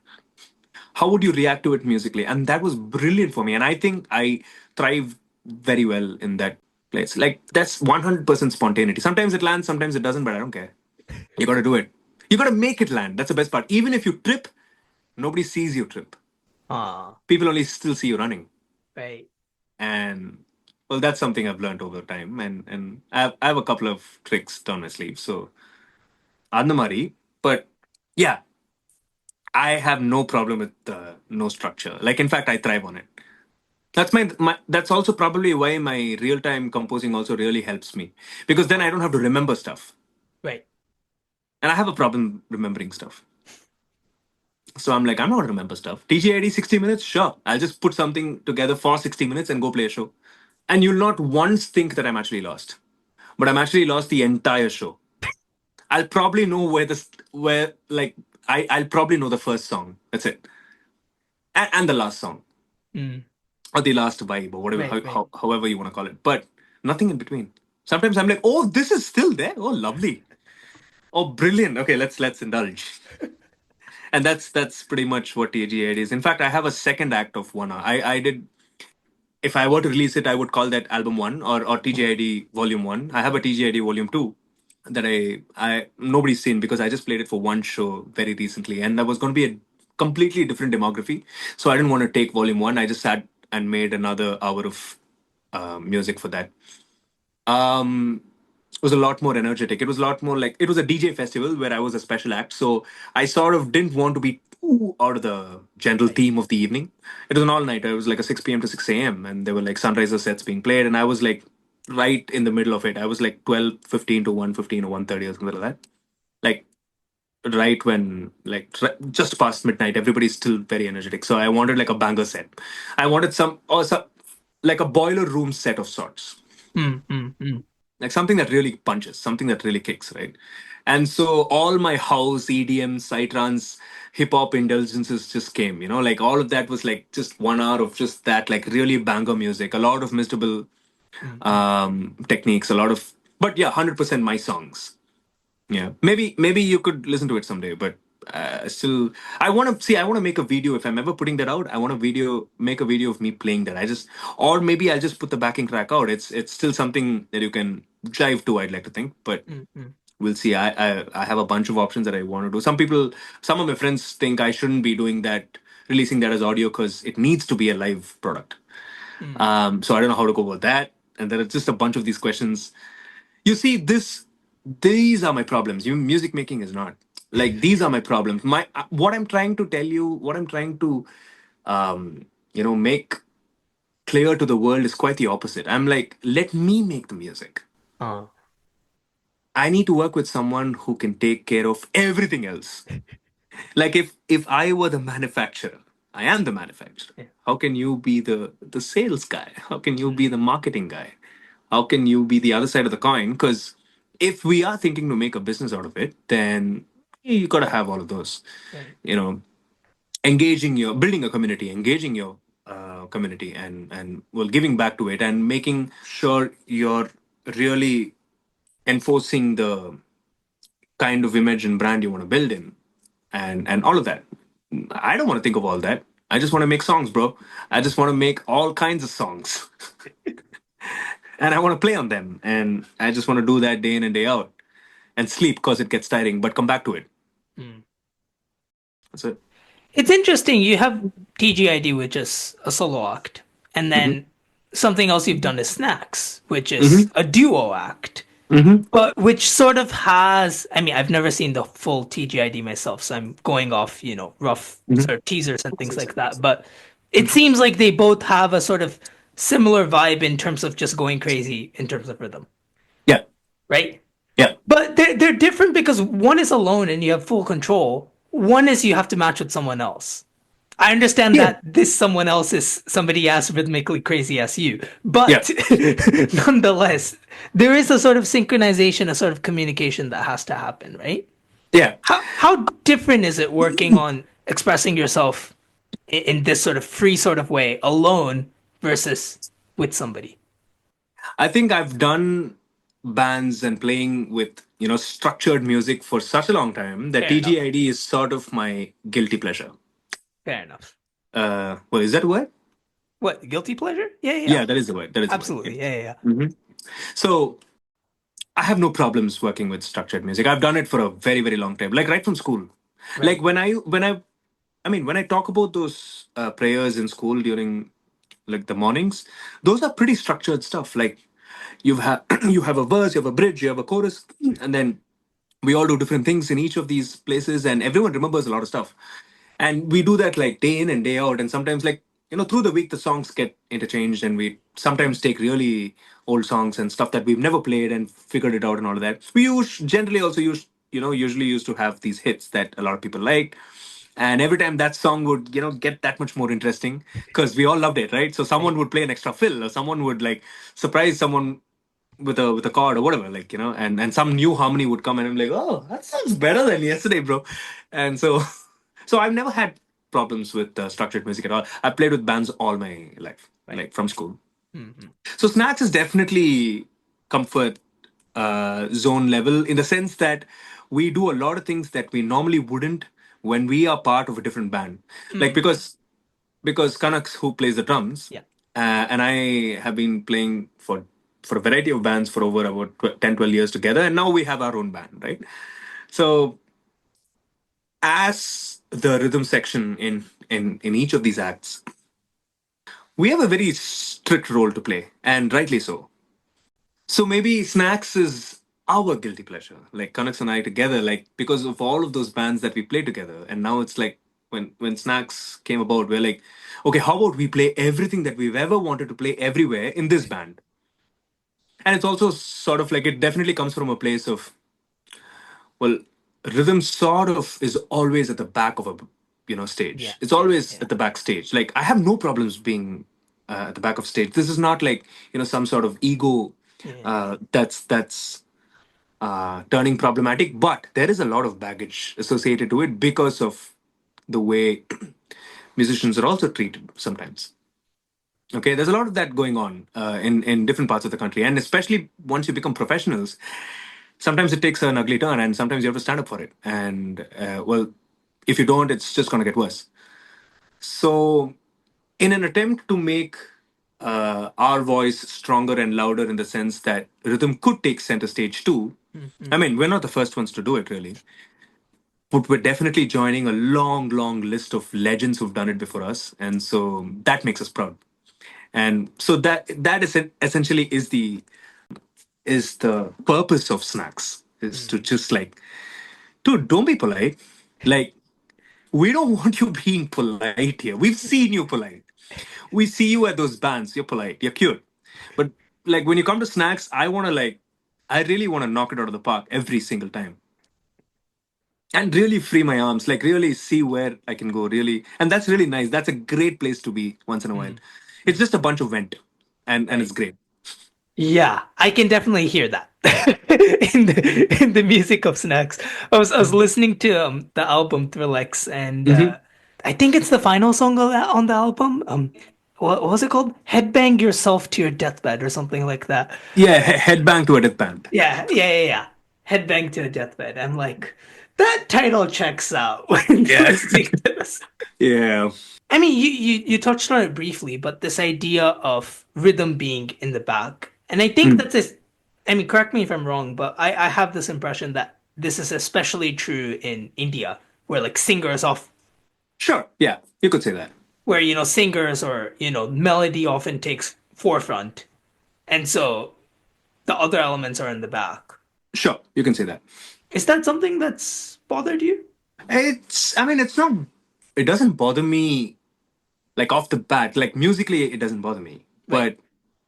But when it starts bleeding into, so many other things that sort of construe your role in the industry and your role in the art form itself, then it becomes problematic because there shouldn't be hierarchy of any sort other than, I mean, I would argue merit, right? And that I think is not just the case here. Like you have hierarchies of different levels, and for some reason, even for example, Carnatic music, the main artist is the most important art. What's main artist? Like, what does that make me? A side artist? Like, okay, if that makes me a side artist, then why am I a side artist? Right.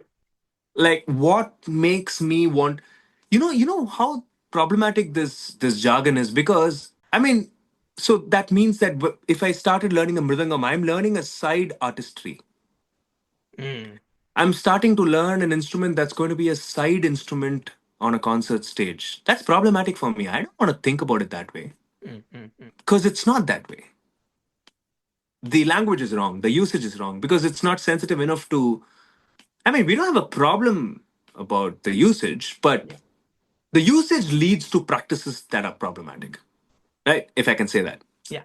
And Makes so that sense. is definitely not, I mean, something that I won't accept at least. I don't know about other musicians, but I can speak for myself. And that's not like it's not like I come and play concerts differently.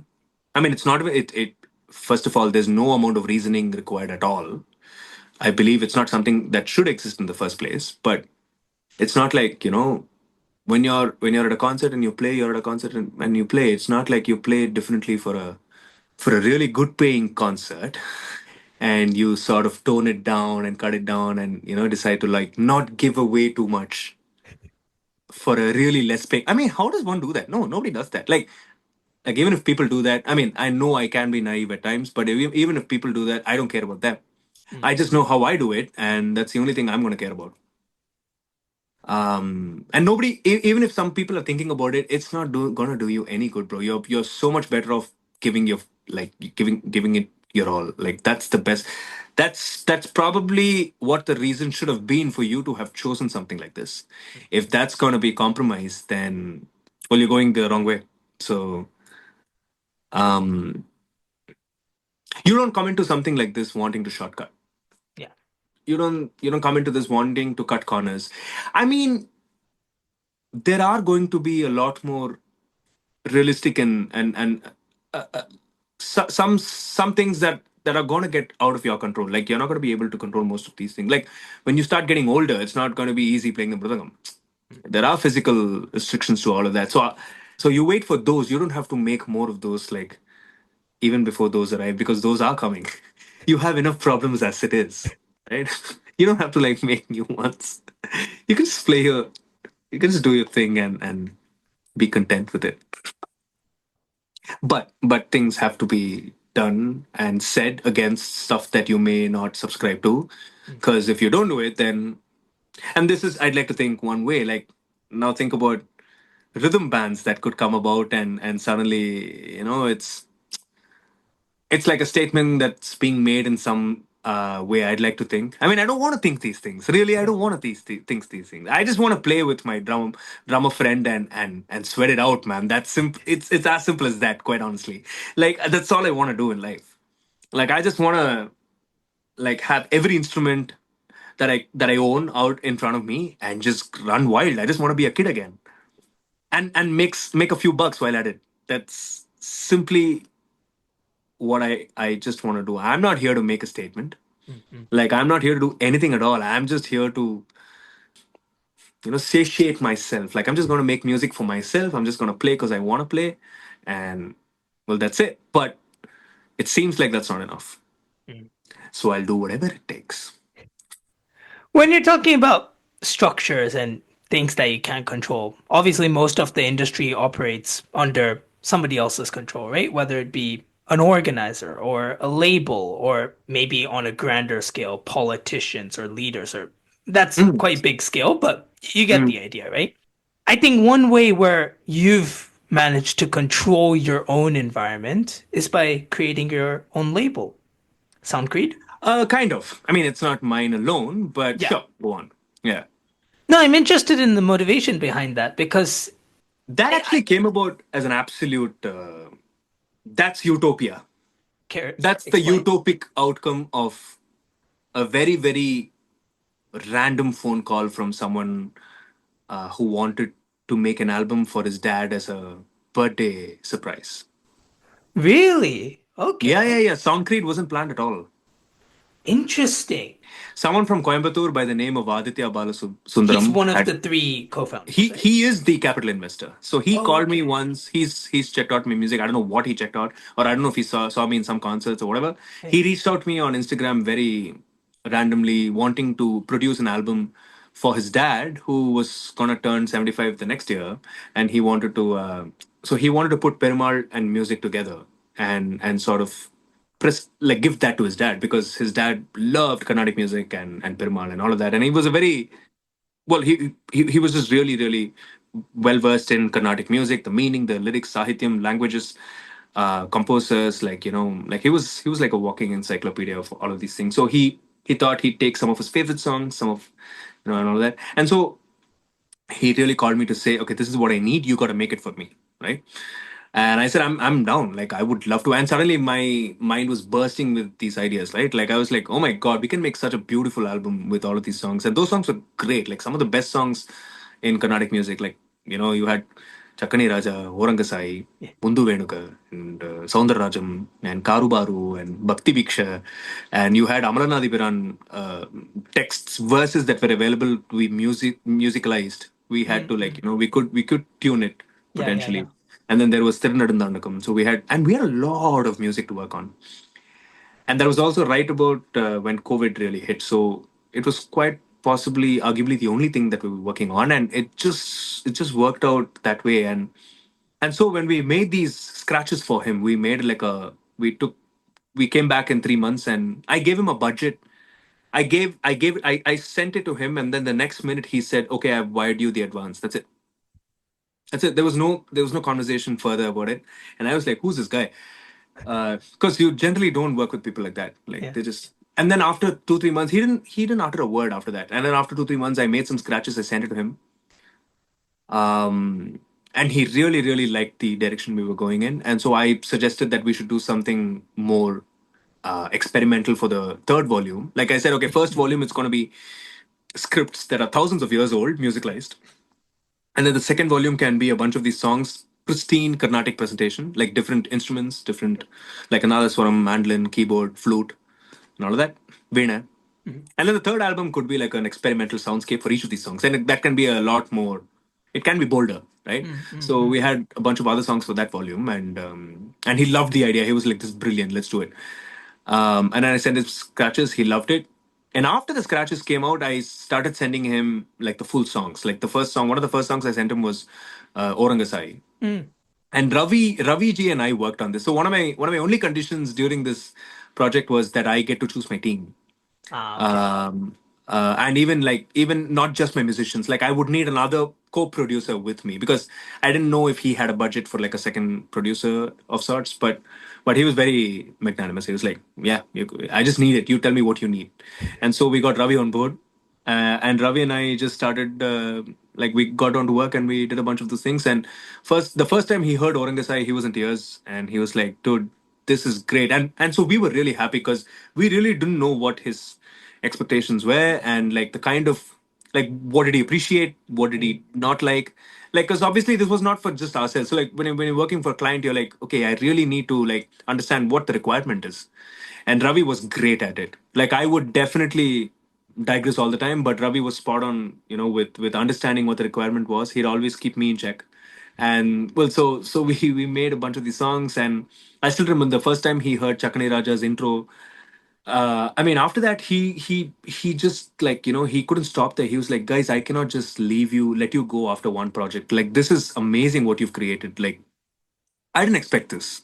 Mm. Like, he was like, "I just wanted something to give my dad, and this is like." And the best part was he came from a very genuine place of appreciation because he was a musician himself when he was young, and he really appreciated like music. Like, he was that's all they ever wanted to.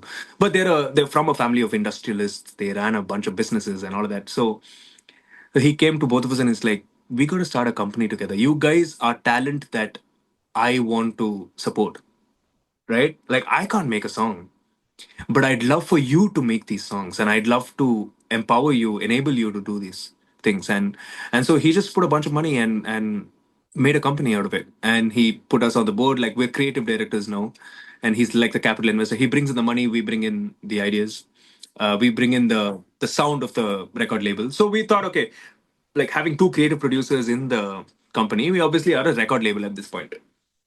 Well, yeah, that's how Soundcreate actually came. Nobody planned for it. It was out of that one project called Permanent Providence, and Right. but it was Providence that we all came together. So It that's that. started as a gift for the investor's dad. What's the vision now? I assume the dad has turned 75 and so Of course, there's of course. okay. So after that, after the album, we obviously had to come out of COVID and all of that, and that ate up a couple of years. Right. But now we're still working on bringing artists on board, trying to be a launchpad to their ideas, seeing how we can enable them. Because obviously, I mean, if I didn't have money growing up as a musician, most musicians don't have money growing up as a musician, and that means they can't do a lot of things that would possibly give them the or enable them or empower them to walk down the path of becoming a, I don't know, like a songwriter or a musician who could play gigs and earn, etc., etc. So we're trying to see if Soundcreek could be some middleman there, Mm. where it just says, okay, we'll see. You bring your talent, and we'll see what we can do, and see if we can do a couple of things with it, where you get sort of the ball rolling, and then you won't need us anymore. Right, right. But apart from just making music, Mm. and like we have something called Kshetran, which Aditya Madhavan came up with, and they've been doing some really nice temple visits and songs inside temples and all of that. We did Yale Say for that, pay-per-view season, that when we had the virtual season, when Chennai had the virtual Right, right. season, Yeah. so we had our own virtual season. Um, and then we used to do Nine of a Kind for Navratri. We used to Yeah, do a yeah. bunch of and of sorts, yeah. I think I'm definitely missing a few, but so we can't, like, sometimes once in a while there's a lot more focus on YouTube. But off late we we've found the need to actually go back to the drawing board and come up with, like, now what? Wait, like, I really want to do a Perumal and Providence live, like put a I band like together that. and do yeah, like do a Carnatic snarky puppy of sorts. Like, why not? Right? Why not? With all of these songs that we all know, like Right, within the right. Carnatic repertoire, it's so known. But Yeah. when you start giving it a different like vibe altogether, it may be something groundbreaking. So we'll see. That's sort of this is going back in time, but that's sort of what you did with Haricharan and Groovida, right? That was sort of Kind of, yeah. yeah. Kind of. I see. I see. I bring that up because I was listening. I remember there was just this one SoundCloud upload of the whole concert, and I used to listen that on repeat Whoa! throughout high school. Yeah, I didn't even know that existed. it does. Mm. Okay. So yeah. Sorry, I know I've taken up a lot of your time, No, so no, no. It's fine. we'll start to wrap things up. But I mean, there's so much to explore with your journey, and we've only just scratched the surface. But scratching the surface alone has taken us 2 hours. So, Yeah. um, so people can always find out more about what you're up to through your social media and all that. We've Hmm. talked about your past, your present, looking towards the future. Obviously, for a person that wants to do everything, Hmm. There are a lot of paths you could go down. Hmm. What are the paths you are going down and are looking to go down in the foreseeable future? Damn. No, but I thought I made this answer very clear Fair enough. initially. Like Yeah. I'm just greedy, bro. I want to do all of it. I'm not gonna leave out anything just to give you an answer. I want to keep doing all of it. I mean, we'll see. We'll see. Obviously, some of these things will have to cease I at mean, some but there point. might be like certain things you're working on right now or certain projects that might see the light of day in the next few months or so. Not really. I mean, I'm doing it all. Like so, TGID is something that I started last year. Right. Snacks is has been really growing well this year. We Hmm. played in the Mahindra Percussion Fest. Oh, Yeah, it's like a really cool festival that happens in India. yeah, yeah, yeah. Um, we have a Europe tour in November. With snacks. Yeah, Wow. I didn't know yeah, this. yeah, Wow. Okay. yeah, in November. And Japan when? Come on. dude, I can't wait to come back to Japan. I've been raving about Japan to everyone after I came back. That trip actually changed me as a person. When I Oh like my to think gosh. at some level. Yeah. I haven't seen like a country that well done, like everywhere. Like the people are so good. The country is great. Like when you come from India, you learn a lot. So Hmm. I can't wait to come back. Like you call me and I'm there the next day. I'm there that evening, dude. So yes, yeah. So snacks with its November tour, and then more of TGID. I suppose I want to make some music videos this year. We'll see where I get to with that. Obviously, it requires a bigger team, more money. So I'm seeing how, and musicians and money don't go well in the same sentence. So it's hard. It's hard. But yeah, stuff that comes. I wanna definitely go back to also what I mentioned earlier. Do more like some sort of mridangam educational Right. um, material. Could be videos, could be Hmm. audio, could be some notation. I don't know, whatever. But start making stuff like that. And yes, non-musical areas. I want to focus more on making wooden art. Like we'll see where I get with that. I still want to still I still am really trying hard to find a voice with material and a certain vibe that I want to actually stay in. Like I told you earlier, like if I find something that I really um, think was honest to myself, like when I listen to a tune or something, then I want to stay in that for a while. Right. Right. Because I always go in like it's always turns. Like once in a while you're again distracted and you go somewhere else, but you keep coming back to a lot of these things that you usually make. Sometimes it's rock songs for me. Sometimes it's fusion for me. Sometimes it's electronic for me. Sometimes I have these phases, and I keep coming back. Sometimes it's just like really good tunes, just with a voice or a piano, and that's it. And I love to like stack it with a bunch of harmonies and just call it done.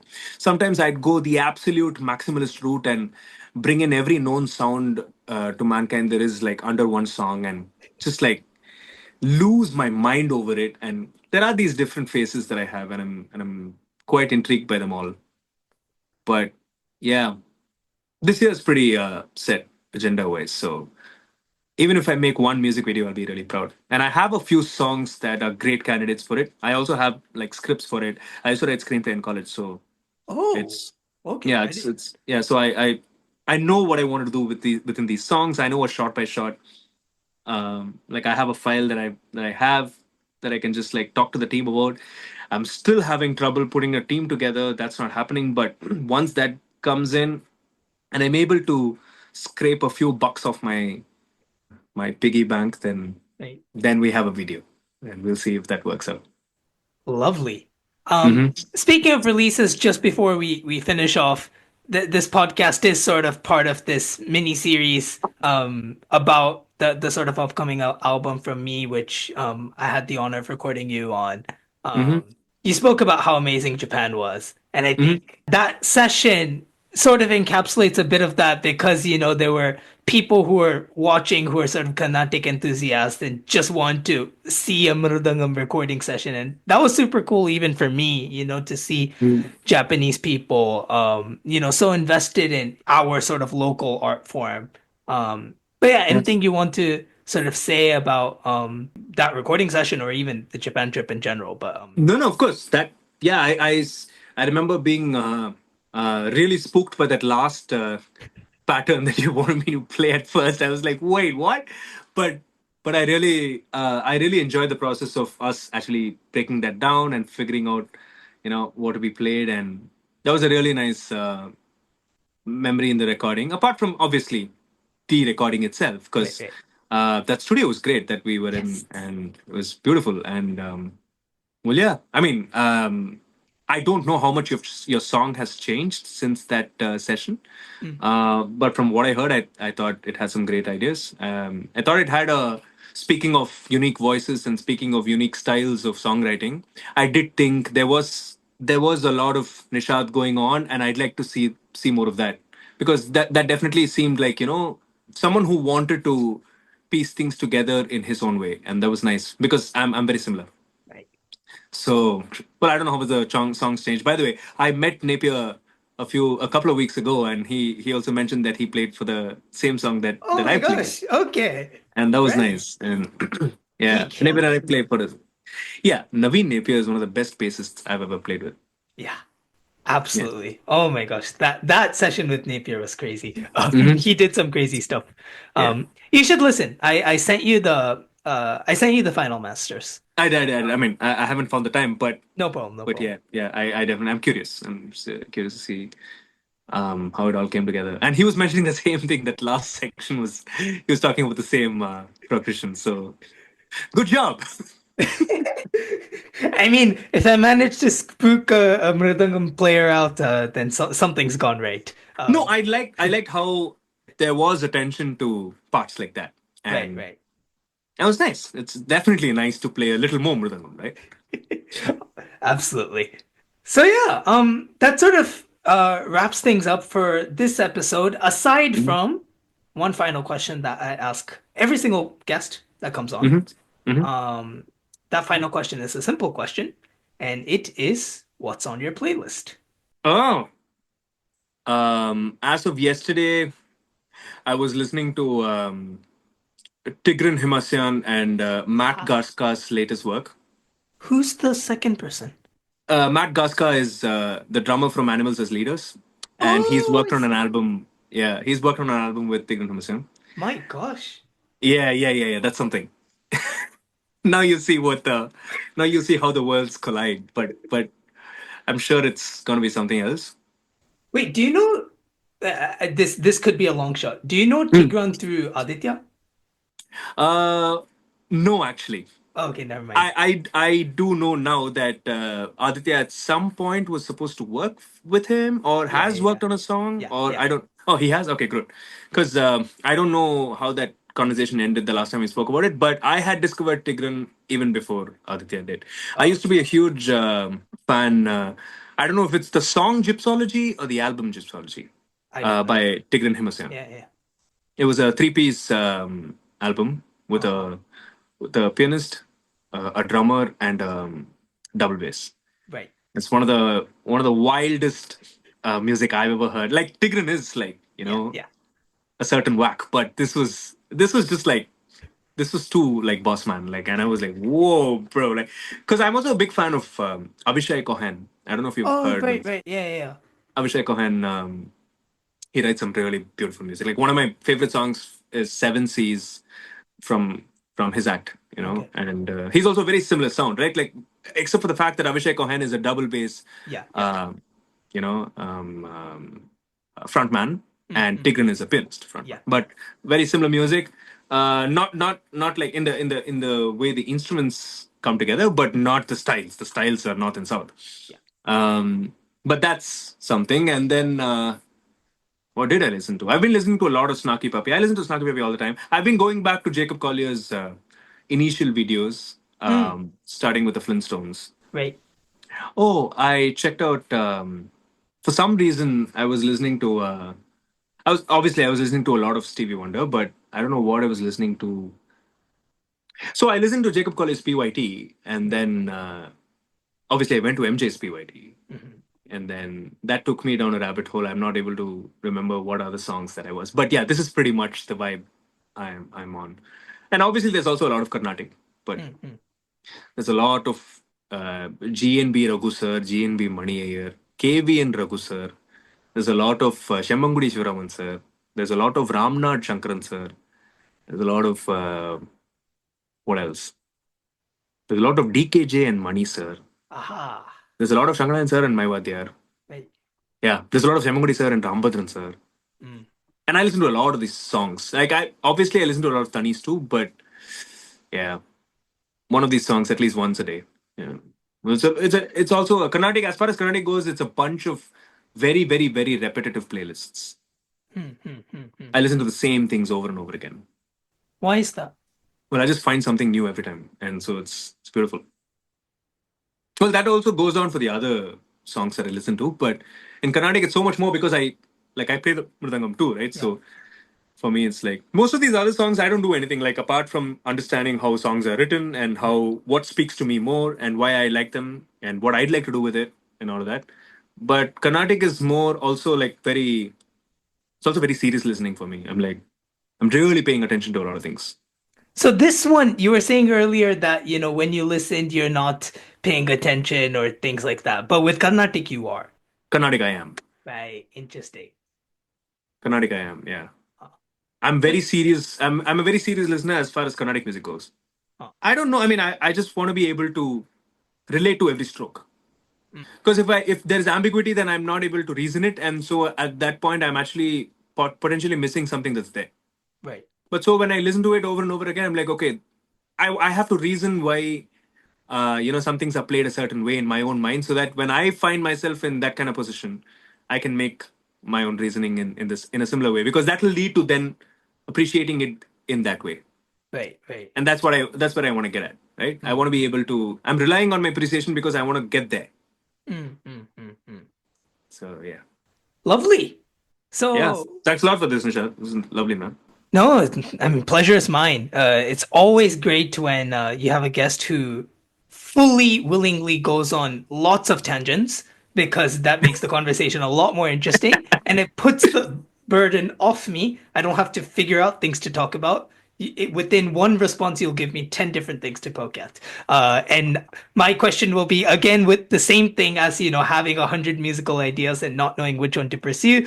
I'm sitting here on the interviewer chair and thinking, which of the 175 things that he said am I supposed to pick on and make into a next question?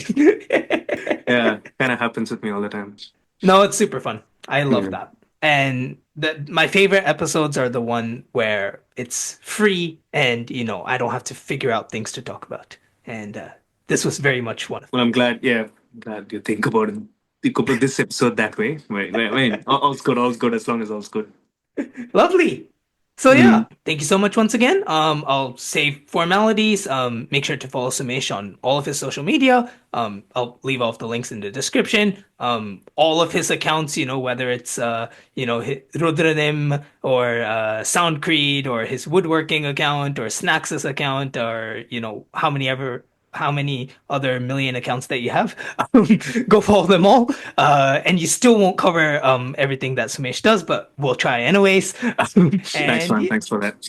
and yeah, if you happen to find yourself in Europe in November, go catch Snacks. And if you happen to find yourself in India, you'll probably be able to watch Sumesh perform in like the next week or so. So That is true too. Yeah. there you go. Yeah. So yeah, we'll end things off there. Thank you so much for your time. Thanks for having me part of this series, Nishad. I love to talk, as you can already tell, and so this was a great episode in that direction. Thank you so much for this podcast. Well, that was Sumesh Narayanan on this episode of the Life Until 23 series of the Influencers podcast, and thank you to everyone that has tuned in. I'd really appreciate your support with my album, which you can find on all streaming platforms and on my YouTube channel with links in the description. Let us know what you thought of the songs, and if you liked them, please do share them around with your family and friends. Thanks so much for all the love and support, and I'll see you next time.